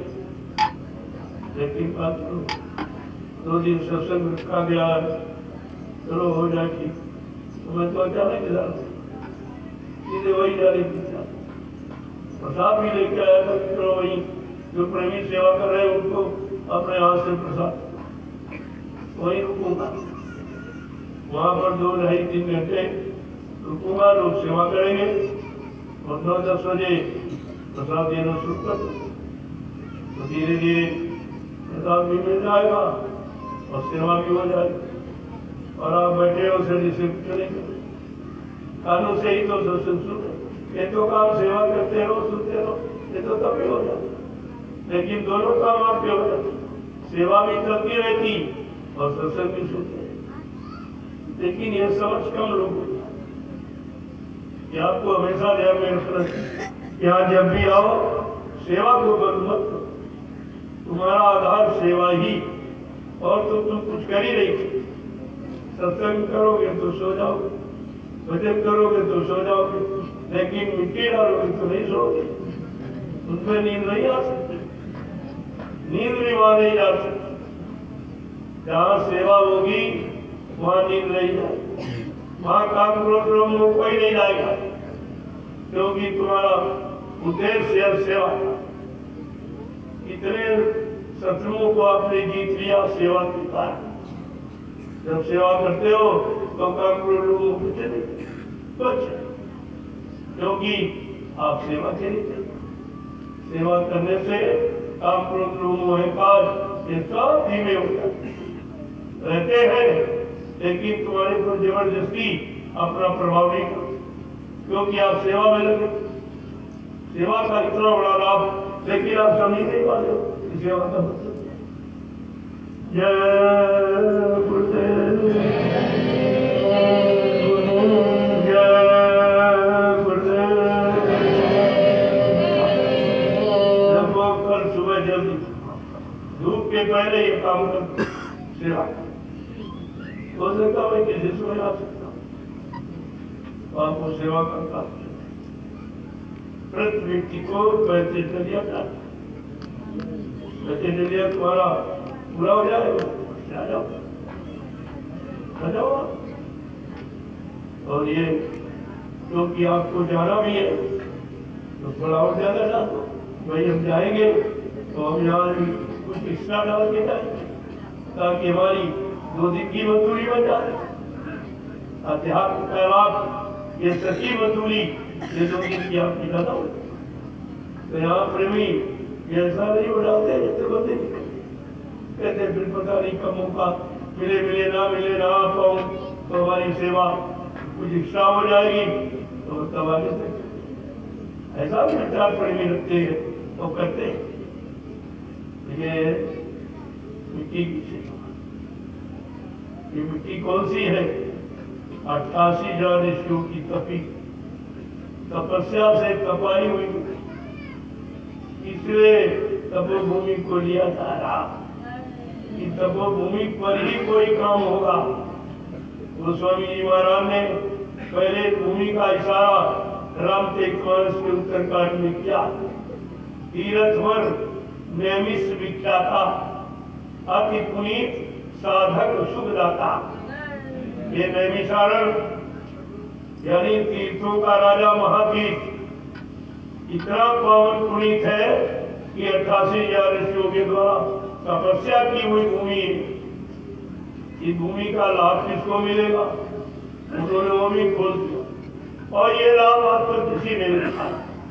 तमाम गांव बच गए, शहर करते बच गए, लेकिन जो लाभ गोस्वामी जी महाराज ने राम तेगमानस के उत्तरकांड में इस नैमिषारण की पावन भूमि का लिखा वो किसी ने, उन्होंने पंडा पुजारियों के लिए नहीं, साधक सुखदाता, साधकों को सुख देने वाली, जब किसी संत के साधक नाम की साधना करेंगे उनको इस 88,000 ऋषियों की तपोभूमि का लाभ उनको भी मिला।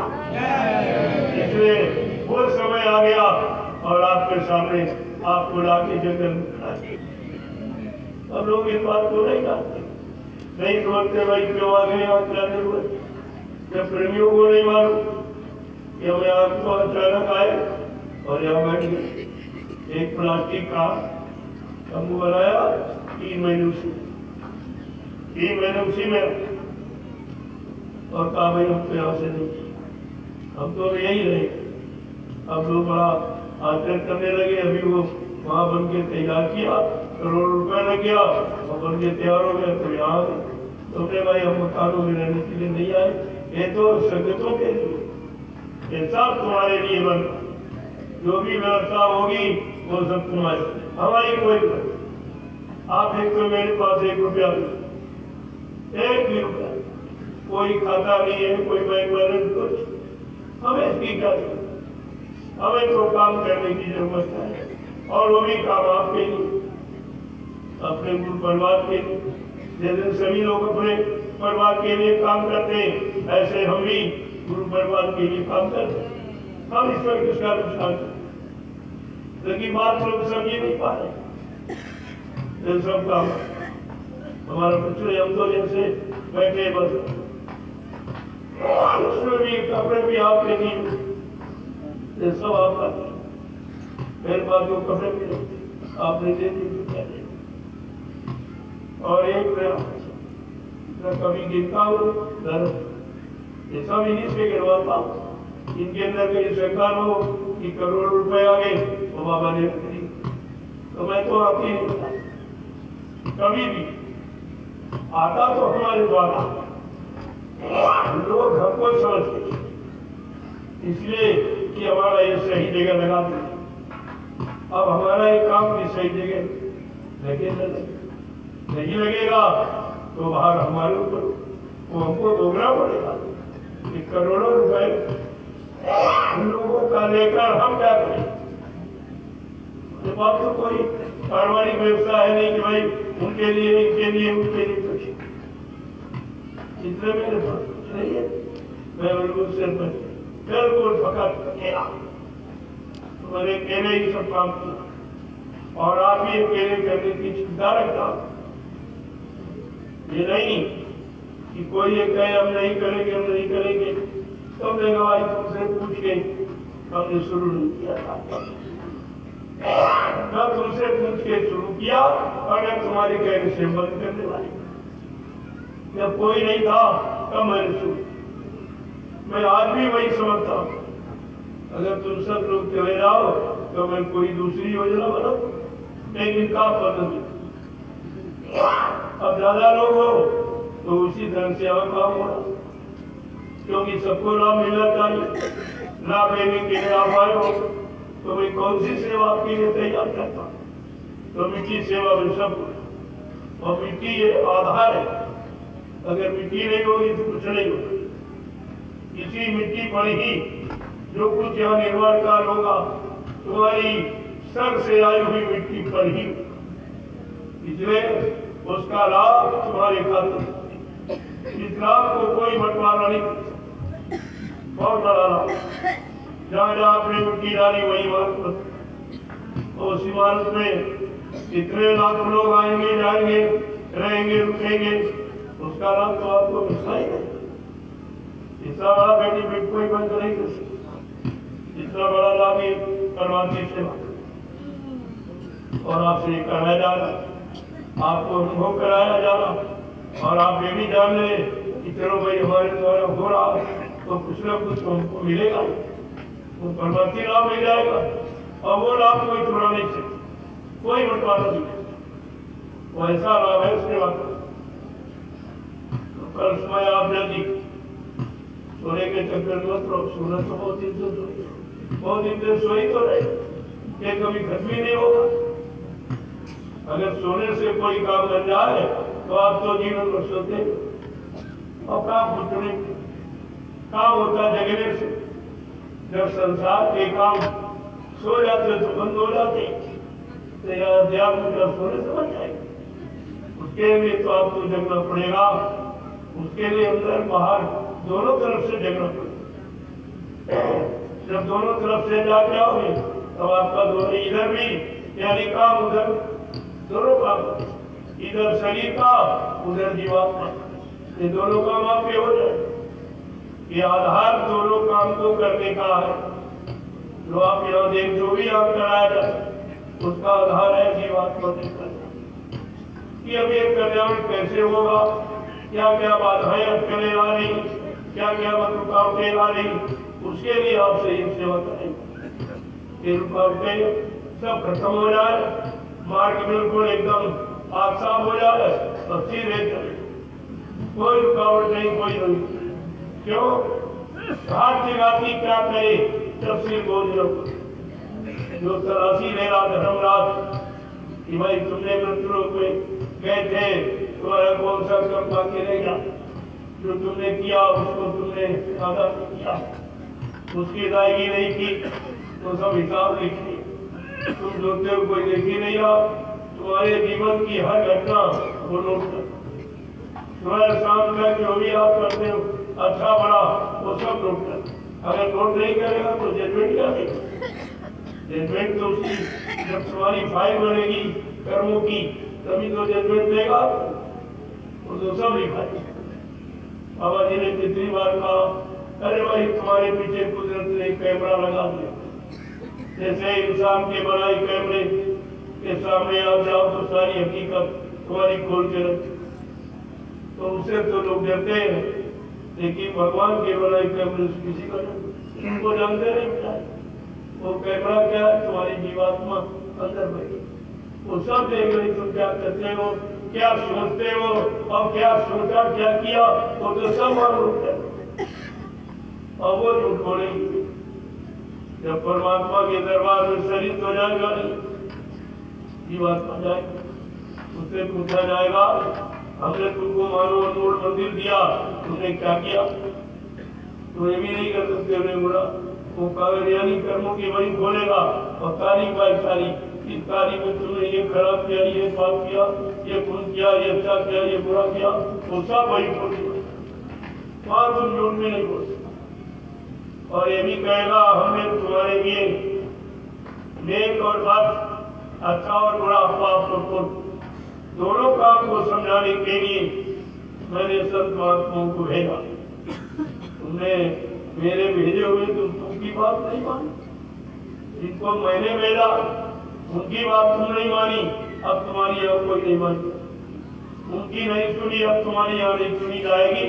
वो तुरंत जब दूतों को आदेश दे देगा कि ले जाओ नरक में इतने दिन काटना मारना सड़ाना, तब तुमको पता चलेगा कि हमने बुरे पाप कर्म किए, उसका परिणाम क्या है।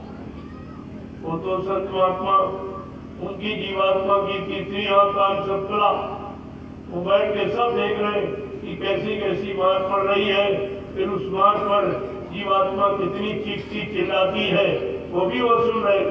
कभी मृत्यु लोक मंडल में आपको बताते कि भाई अच्छा काम करो बुरा मत करो, अच्छा खान पानो बुरा मत करो, सब पर दया करो, बेरहमी मत करो, नहीं तो ये सजा, इस नरक में ये सजा, इतने उसने नरक विभाग बना रखे हैं दंड देने के, ये बात सब आपको बता दें, क्योंकि उधर वो देखते हैं, इधर आपको बता दें, वो देख के उधर सुन रहे चीखने चिल्लाने की आवाज जीवात्मा को, जब से कहा तुमने नहीं मानी, हमारे पीर पैगंबर वलियों की बात नहीं मानी, साधु संतों की बात नहीं मानी, अब तुम्हारी यहाँ कोई बात नहीं मानी जाएगी, कोई नहीं सुनी जाएगी।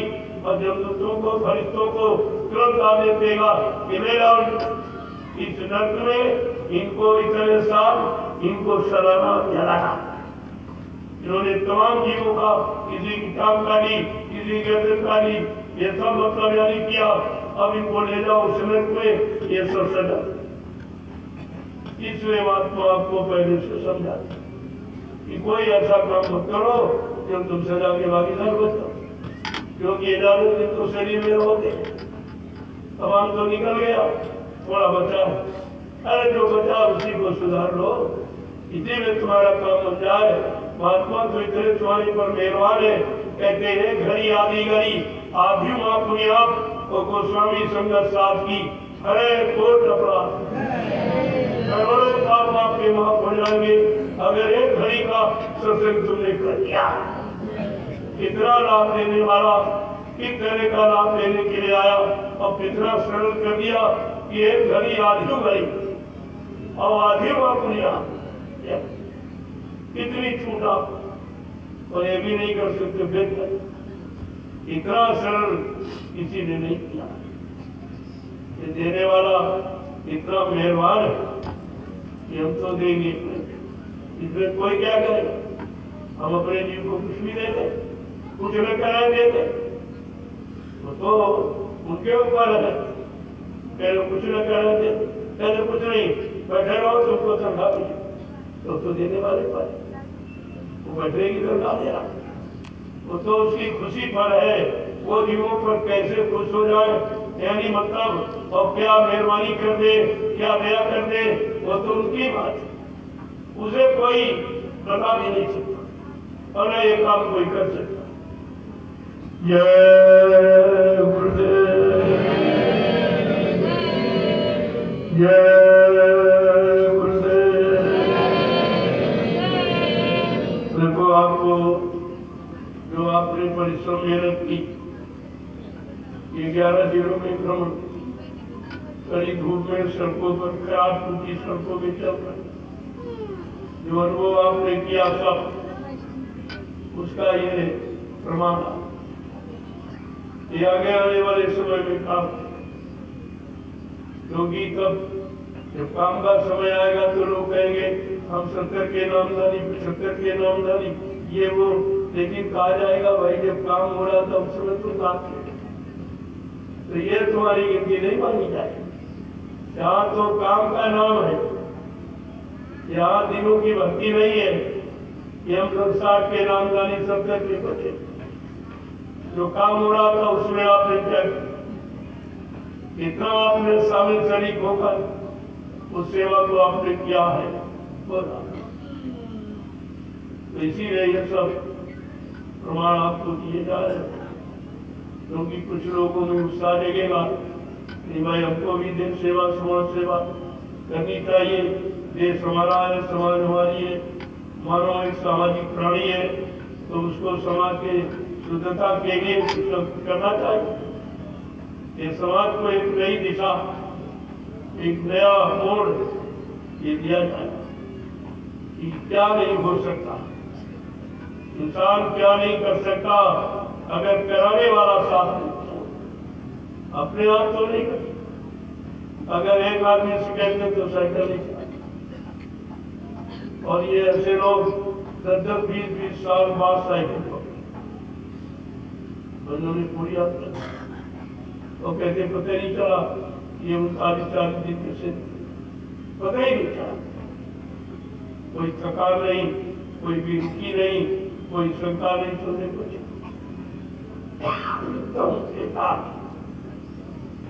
एकदम एकाग्र, केवल दिमाग में ये रहा कि हमको बने पढ़ाओ, हमें पढ़ाओ कितनी दूर रहेगा, और कोई चिंता न, कोई चिंता न कोई शंका न कोई चर्चा, कुछ नहीं। एक भरोसा, एक बल, एक आत्मविश्वास, ये स्थिर प्रकृता लाने के लिए ये योजना आपके लिए बनाई। ऐसा नहीं जो आप कहते थे मन स्थिर नहीं, मन स्थिर नहीं, तो देखा अभी यात्रा में कैसे मन स्थिर, कुछ नहीं सोचता, न घर के स्थिर परिवार की चिंता, केवल ये थी वही पड़ा कितनी दूर है, इतने किलोमीटर चले कितना नहीं, समय पर पहुंचा हुआ, और कोई चिंता न भोजन की, न पानी की, न कपड़े की, न बिस्तर की, कोई चिंता नहीं। क्योंकि देकर सोना है, भूमि स्वयं बनकर, यही तो आपका काम असली था, यही तपस्या है कि जमीन पर सोना, वो भी जमीन उबड़ खाबड़, कोई वहां प्रेम बना के थोड़ी रखा, अपना मेहनत किया और पता नहीं चला कब नहीं ना, कुछ नहीं देखा इसका बिस्तर है कि नहीं, कैसा क्या कुछ, और एक ही नहीं 39 दिन पता इनको नहीं चला, तो इनको अनुभव कराया गया। अगर ऐसे ही सामूहिक तरीके से तुम इस अध्यात्म के किसी काम को करने लगोगे तो तुम्हें महसूस नहीं होगा काम हो जाए। उसका एक उदाहरण आपके सामने पेश किया गया, ये साइकिल यात्रा, और आपने करते देखा। पहले लोग सुनते थे, पढ़ते थे, आज आप लोग करते हो। यात्रा किसे कहते? ये यात्रा उस यात्रा को सफल बनाने के लिए ये यात्रा आपको सिखाएगा कि काम सब उधर का होना, इधर क्योंकि शरीर से ही खराब हो गया, बुरा भी हो गया, पाप भी हो गया, लेकिन उसका निवारण कैसे किया जाए? कोई तरीका तो होना था। पूजा पाठ करके तो आपने कोई हटा नहीं पाए, कोई नहीं। इतनी पूजा पाठ की लेकिन एक भी पाप। क्यों? ये तो संतों की भूमिका, संतों को अधिकार है कि लेख पर लेख कमाना, वो कर्मों की लेख को मानी काट और किसी को सिद्धि व्यवस्था करे। अब वो कोई भूमिका, कोई व्यवस्था, कोई योजना आपकी बना दी, उनको तो मालूम है कि समय कलयुग कमजोर है, तो वो बड़ी तो योजना नहीं सफल कर पाए, तो थोड़ा सा उसको मतलब यानी इस तरह का बना दिया। साइकिल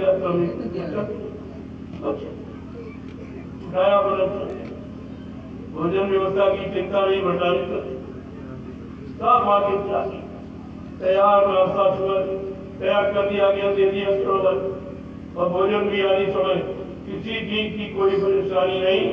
जो घर में रहकर आप नहीं कर पाते वो मनी सड़क पर और जंगलों में खेतों में रहकर आप नहीं कर पाते।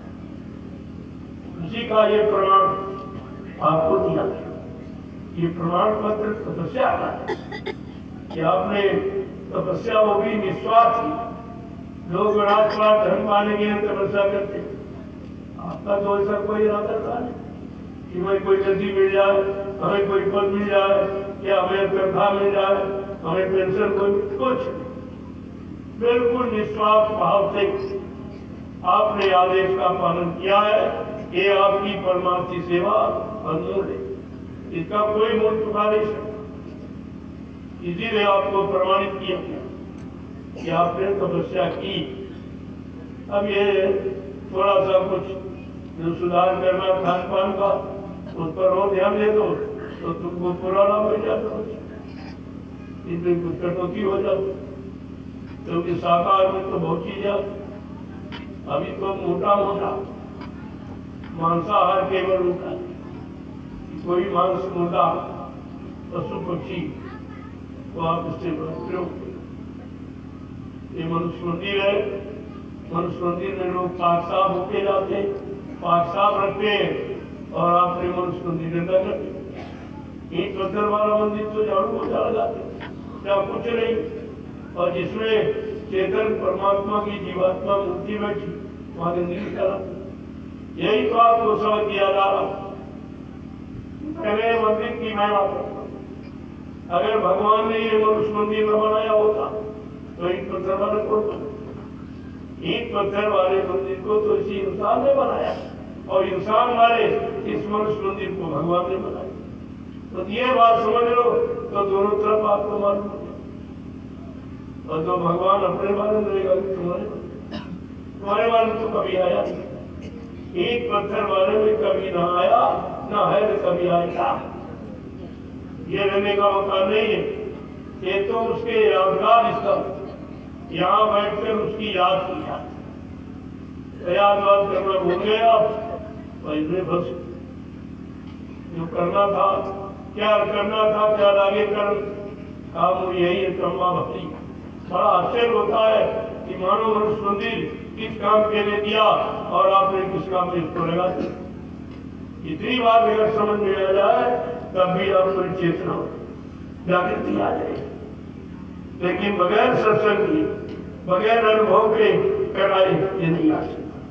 तब आपको ये अनुभव की योजना बनानी पड़ेगी कि कोई न कोई अनुभव इनको कराया जाए। जब ये चलेंगे और मुसीबत आपत्ति और संघर्ष यातनाओं का सामना करेंगे तो इनकी समझ में सब आए, फिर इनको बताने की जरूरत और पूछने इतिहास भी इनके सिद्ध हो जाएंगे कि भाई ठीक है कहा, ऐसा होता है। जब तुम भुक्तभोगी हो जाओगे तो सबको माने, और घर में बैठे रहोगे किसी को नहीं मानो। यही अज्ञानता है तो किसी को मान ही नहीं पा रहे। जय गुरुदेव, जय गुरुदेव, जय गुरुदेव नाम किसका, जय गुरुदेव नाम किसका,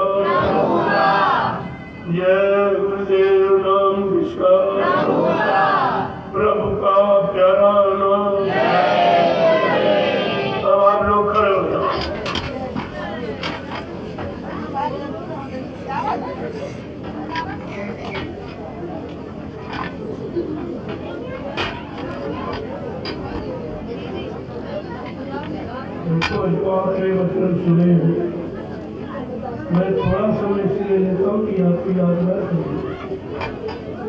60 साल जो मतलब में सुना उसे भूल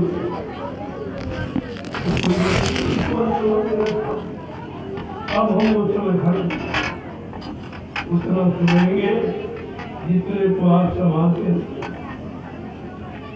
मैं 1.5 घंटे 2 घंटे न जाना मैं नहीं देता था। कार्यक्रम में जो 39 दिन इस साल की यात्रा में 2-2 घंटे का दिन भर आप चले और थक गए और काम वही बात 2 बजे काम शामिल करके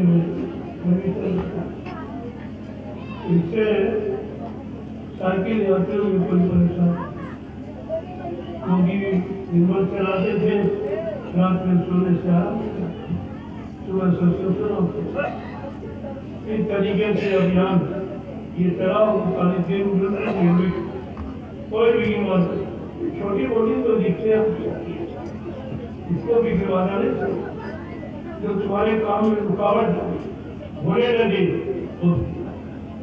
ऐसा पूछे बिल्कुल तमाम आई दिक्कतें परेशानियां और एकदम सत्य के आगे कोई टिकी नहीं। ये आपको अनुभव कराया गया यात्रा में कि सत्य के आगे कोई नहीं सकता और सत्य को कोई झूठ कह नहीं वो मेरे समय प्रसिद्ध हो जाता और मैंने सब करके दिखा दिया। इसीलिए आपको लेके गया चलो देखो इस परिवार में भी ऐसे ऐसे लोग हैं जो परिवार का ही विरोध करते हैं और किसी का नहीं हिम्मत नहीं है। परिवार में सत्संग का विरोध, गुरु का विरोध, क्योंकि सत्संग गुरु का, संगत का विरोध, गुरु का विरोध, संगत गुरु की। एक आदमी की थोड़ी है। अब ये एक नहीं समझ पा रहे बेचारे की हम विरोध के साथ हैं तो सीधा विरोध गुरु का, तो इसलिए ये अपराध है, इसकी सजा मत करो। अब वो कर दे अपनी दया से वो बात गलत की, लेकिन ये बुरा और पाप माफ करनी होगी। जय गुरुदेव।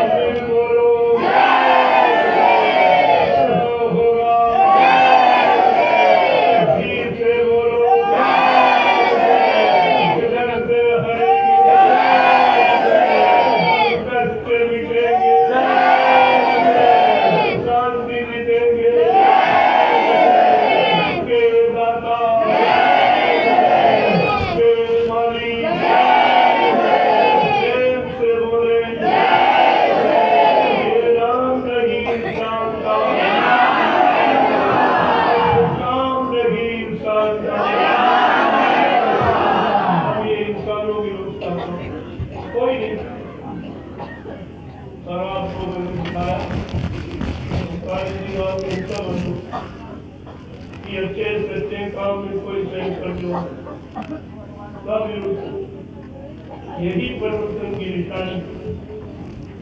जब परिवर्तन का समय आता है तो मानव की बुद्धि खराब, जिन्होंने खराब काम किया, खराब कर्म किए, उनकी बुद्धि खराब, अच्छे सच्चे काम में कभी सहयोग किए और ना उनकी समझ में आता ये पहचान है सूरत यही। और आपको ये पहचान कराई 39 दिन में अच्छे भी मिले और सब कार्यक्रम सबका आपको लगाया गया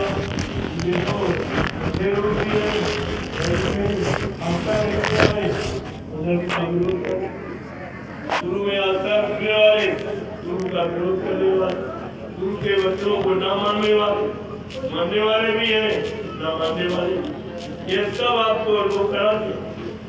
ये अच्छा किया, बुरा किया, पाप किया, इसीलिए आपको लेके फिर मौका मिलेगा तो फिर निकला जाएगा। अब ये काम इससे जागरूक अभी 39 दिन जो यात्रा हुई 2 करोड़ लोगों का जागरूक, आप समझ इतना बड़ा काम हो गया। ये काम कोई धार्मिक जिसे नहीं, धर्म का संदेश देकर या राजनीति का प्रवचन देकर के ये काम कोई नहीं कर पाया कि 2 करोड़ युवकों का जागरण और सबको प्रसाद दिया गया। इसको कहते हैं हमदर्दी, इसको कहते हैं चेता। भारत की जनता को चिंता किसी ये भी अनुभव करा दिया गया कि कोई नहीं मिला जो भारत की जनता का दुख दर्द मिटाने में कोई अपना सहयोग करता मिल जाना था। ऐसा न कोई राजनीति वाला मिला न कोई धर्मी। दोनों से अब तो यानी काम करने की उम्मीद से कोई सब की उम्मीद है। तब आपके सामने मिशन रात के किया गया। अब ये काम विस्तारों की रक्षा नहीं, ये काम करेगा काम करेगा प्रभु, क्योंकि ये सारी सत्ता प्रभु लोग से लेकर और अनामी धाम तक सारी सत्ता प्रभु। जब प्रभु स्वतः मानव द्वारा धारण करके पृथ्वी मंडल पर आ गया तो उसके काम को कौन रोक सकता? उसके काम को कौन रोक सकता?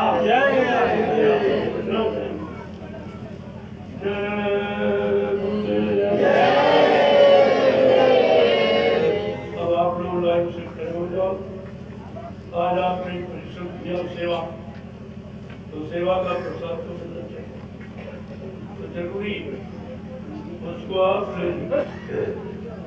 आपके लिए अच्छा रहेगा।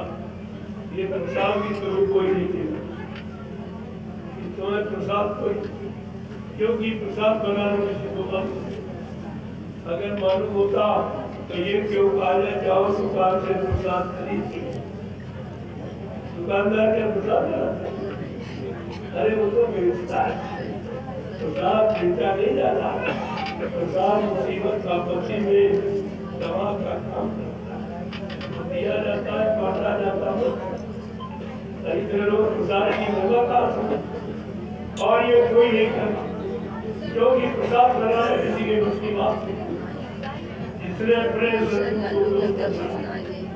उनके उपवादेश का पालन करके उनके वचनों पर चलकर जिसने अपने मालिक को खुश कर दिया, वो मालिक की दुआ दिया किसी वस्तु में प्रवेश करके जीवों को लाभ दे सकता है। बात ये और इस समय कोई नहीं करना।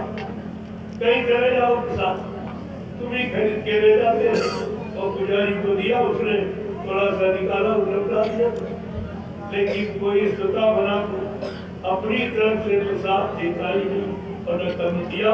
ये भी एक सृष्टि का अनोखा, ये अनोखा काम है प्रसाद। दूसरा है झंडा।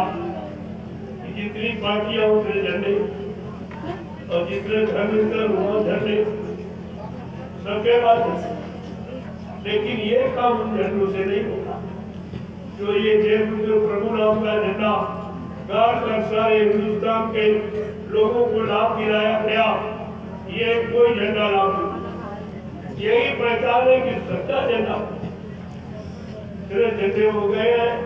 वो झंडे अपने मान सम्मान के, अपने अधिकार के, अपनी पहचान के, लेकिन ये झंडा है प्रभु नाम का, ये सबके लिए सबके काम।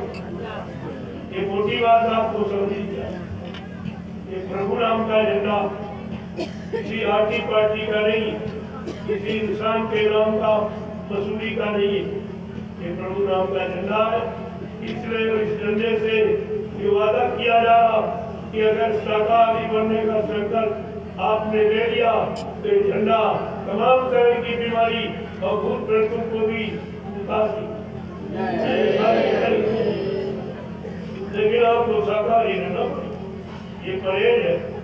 जैसे डॉक्टर वैद्य हकीम बगैर प्रवेश के गारंटी नहीं बोले ऐसे सब ठीक उसी तरह से काम करने की गारंटी जब आप पाक सामने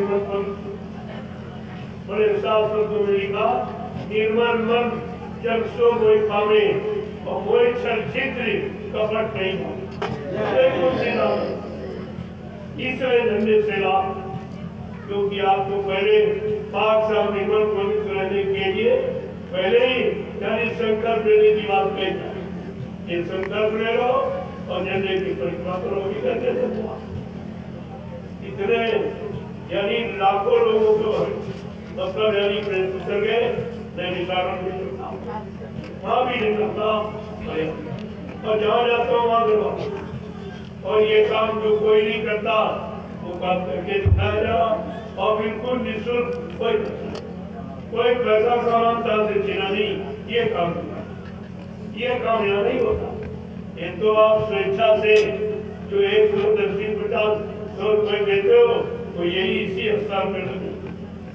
जहाँ बैठोगे, जहाँ बैठ के भजन करोगे, सत्संग सुनोगे, भजन करोगे, उसी जगह को बनाने के लिए आपकी सुविधाओं के लिए आपका दिया वचन ये खर्च किया जाएगा। इधर उधर कहीं नहीं, क्योंकि मेरे आपने लेकिन खर्च करता हूँ तो उसमें कोई नहीं साझेदार।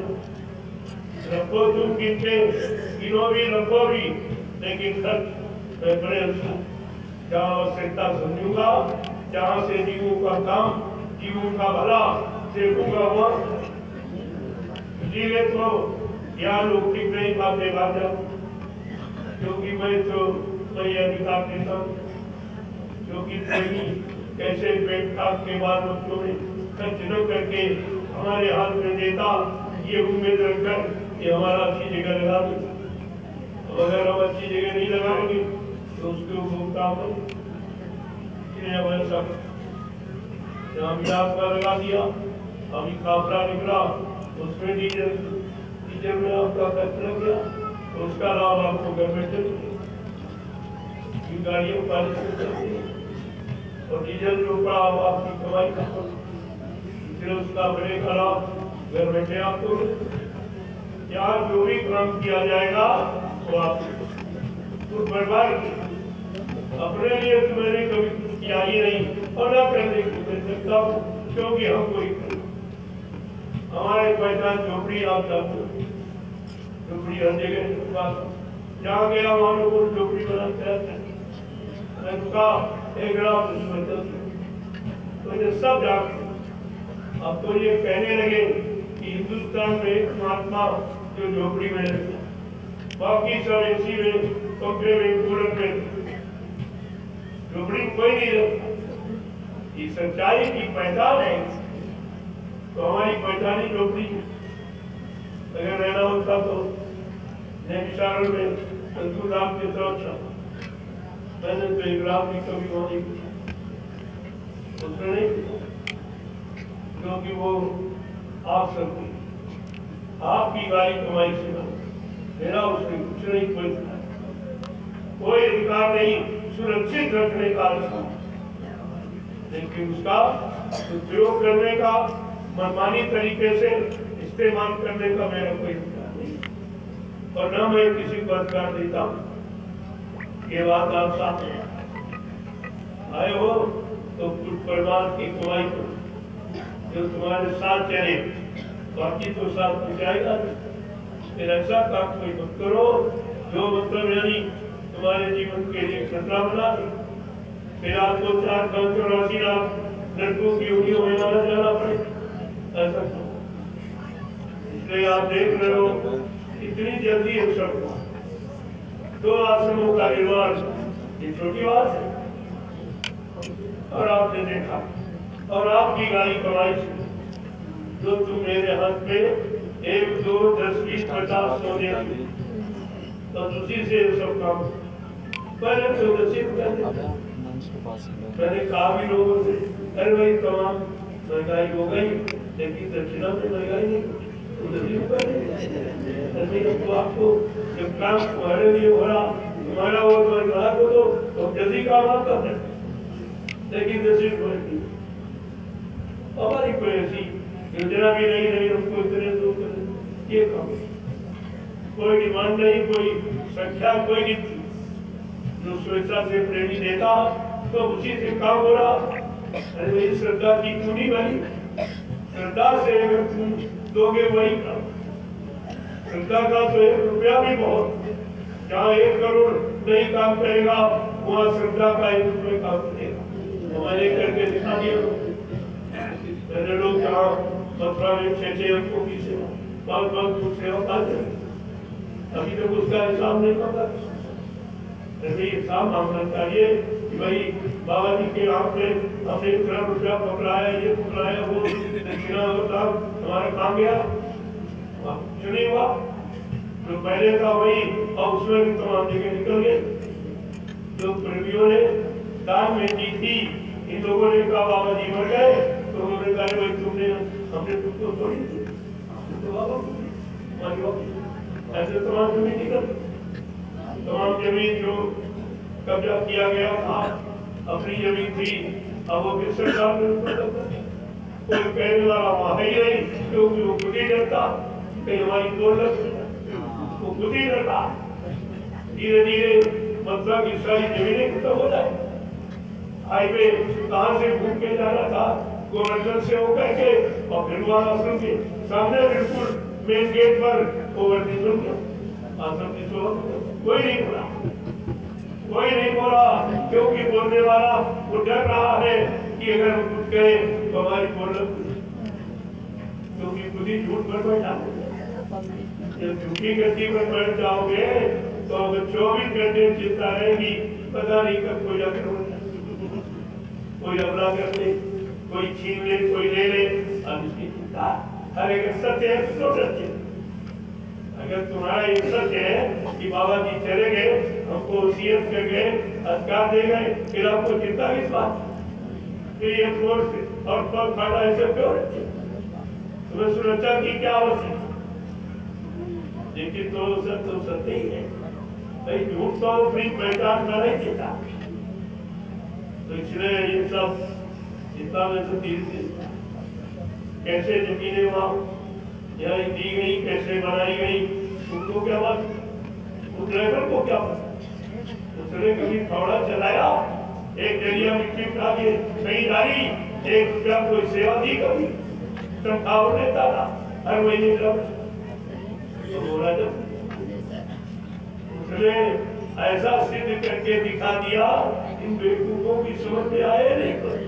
तेरा बाबा जी को वसीयत कर गए, यानी तुम्हारा सबका अधिकार था। 5 बच्चे में किसी की है और बाप 1 बच्चे को वसीयत कर दे तो क्या बेकार हो जाता? उसका अधिकार है, प्रॉपर्टी में नहीं रहता, बाप की संपत्ति में कोई अधिकार होता नहीं। इस तरीके से खुले हम कहा कि बाबा जी को वसीयत कर गए, हमको मतलब उत्तराधिकारी बना गए, इसका मतलब बाकी तुम्हारा सबका काम था। फिर भी हम सब उसी का झोला पकड़े कर रहे। इनको ये भी अक्ल नहीं, ये भी बुद्धि नहीं इसके काम की, इस सब पे आप सही हम कह कि तुम्हारा सबका अधिकार करा, मतलब मेरा अधिकार, मतलब हमारी किसी की, ये सब कह रहा। कब अकल तुम्हारे में आएगी, कब बुद्धि है, ये तुम्हें खुद सोचना चाहिए। जबकि मथुरा श्रेष्ठ बनाओ, ये गुरुदेव प्रचारक संस्था मथुरा भर ये श्रेष्ठ बना है। उस श्रेष्ठ के तुम सब लोग मेंबर को जितने नामदारी सदस्यता प्रमाण पत्र तुम्हारे सबके पास, तुम संस्था के हकदार हो, और उसके पास तो नामदारी प्रमाण पत्र भी और नामदारी भी न शाकाहारी है, न नामदारी है, न गुरु का शिष्य है, न संस्था का मेंबर, न कभी 2 रुपए सेवा दी, न 1 रुपया मिट्टी ना, वो कैसा मत तुम्हारे जैसे को स्वीकार मानता है तो अल्लाह बचाए उत्तराधिकारी तुम्ही लोग प्रमाणित थे। लेकिन एक लोग हमारे पैरों की पुरानी मान अपना संबंध ही खत्म कर रहे दोस्तों। यही तो सबसे बड़ी अज्ञान था। इसी अज्ञानता को दूर करने में समय जय गुरुदेव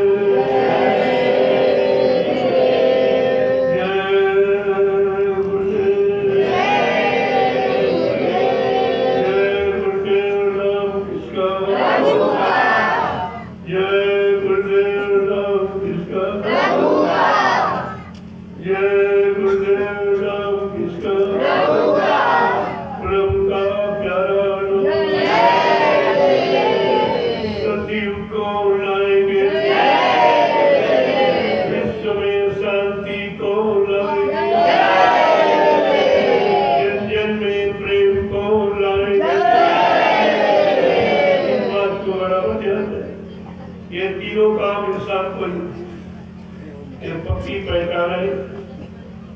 अब आप लोग लाइन से खड़े हो जाओ, शादी के साथ तो कहीं नहीं मिल रहा, कोई मतलब में भी नहीं होती। तो कोई पर होता था तब आपको पूजा करने के बाद, लेकिन आप रोज मिला जब से अभियान शुरू किया गया, प्रसाद बराबर दिया जा रहा। इसका मतलब है कि दवा जब रोज बढ़ती जा रही हो तो निश्चित कोई भयानक बीमारी है क्या आने वाली। आपको समझ रहे प्रसाद क्यों दिया और ये कोई नहीं दे और ना कहीं देता, कहीं चले जाओ आपको कोई दे ऐसा ले लेगा, लेकिन प्रसाद ये बनाना सिर्फ फेमस। अब आप इसको नहीं जब वो एक दिन हो जब 39 दिन आपने तपस्या की है तो एक दिन क्यों पंडित एक पूरा नाम लेके जाओ। जब प्रसाद मिलता है पूर्ण प्रसाद, जब कथा समाप्त पहले बीच में नहीं, जब कथा समाप्त हो जाती तभी तो प्रसाद बढ़ता है। तो ये कथा कहाँ है था उस वाली को फल। कथा का मतलब ये चर्चाएं नहीं, वो था कहाँ है हमारी के बारे कहानी कहाँ है नींव उस वाली से। ये दोनों चीजें लोगों ने आपको बताई नहीं, सुनाती है और सुनाने का कोई लाभ आपको नहीं। जय गुरुदेव। अब आप लोग लाइन से कुछ लोगों झंडे की परिक्रमा तो यहाँ रहते हैं लोग सुबह शाम झंडे की परिक्रमा जरूर। देखो कितना बड़ा लाभ जो कहीं नहीं मिलेगा और कोई नहीं। ये एकमात्र झंडा सारे विश्व को सुख शांति देने वाला एकमात्र झंडा ये गुरुदेव नाम प्रभु, ये प्रभु का झंडा, ये किसी आदमी इंसान का नहीं।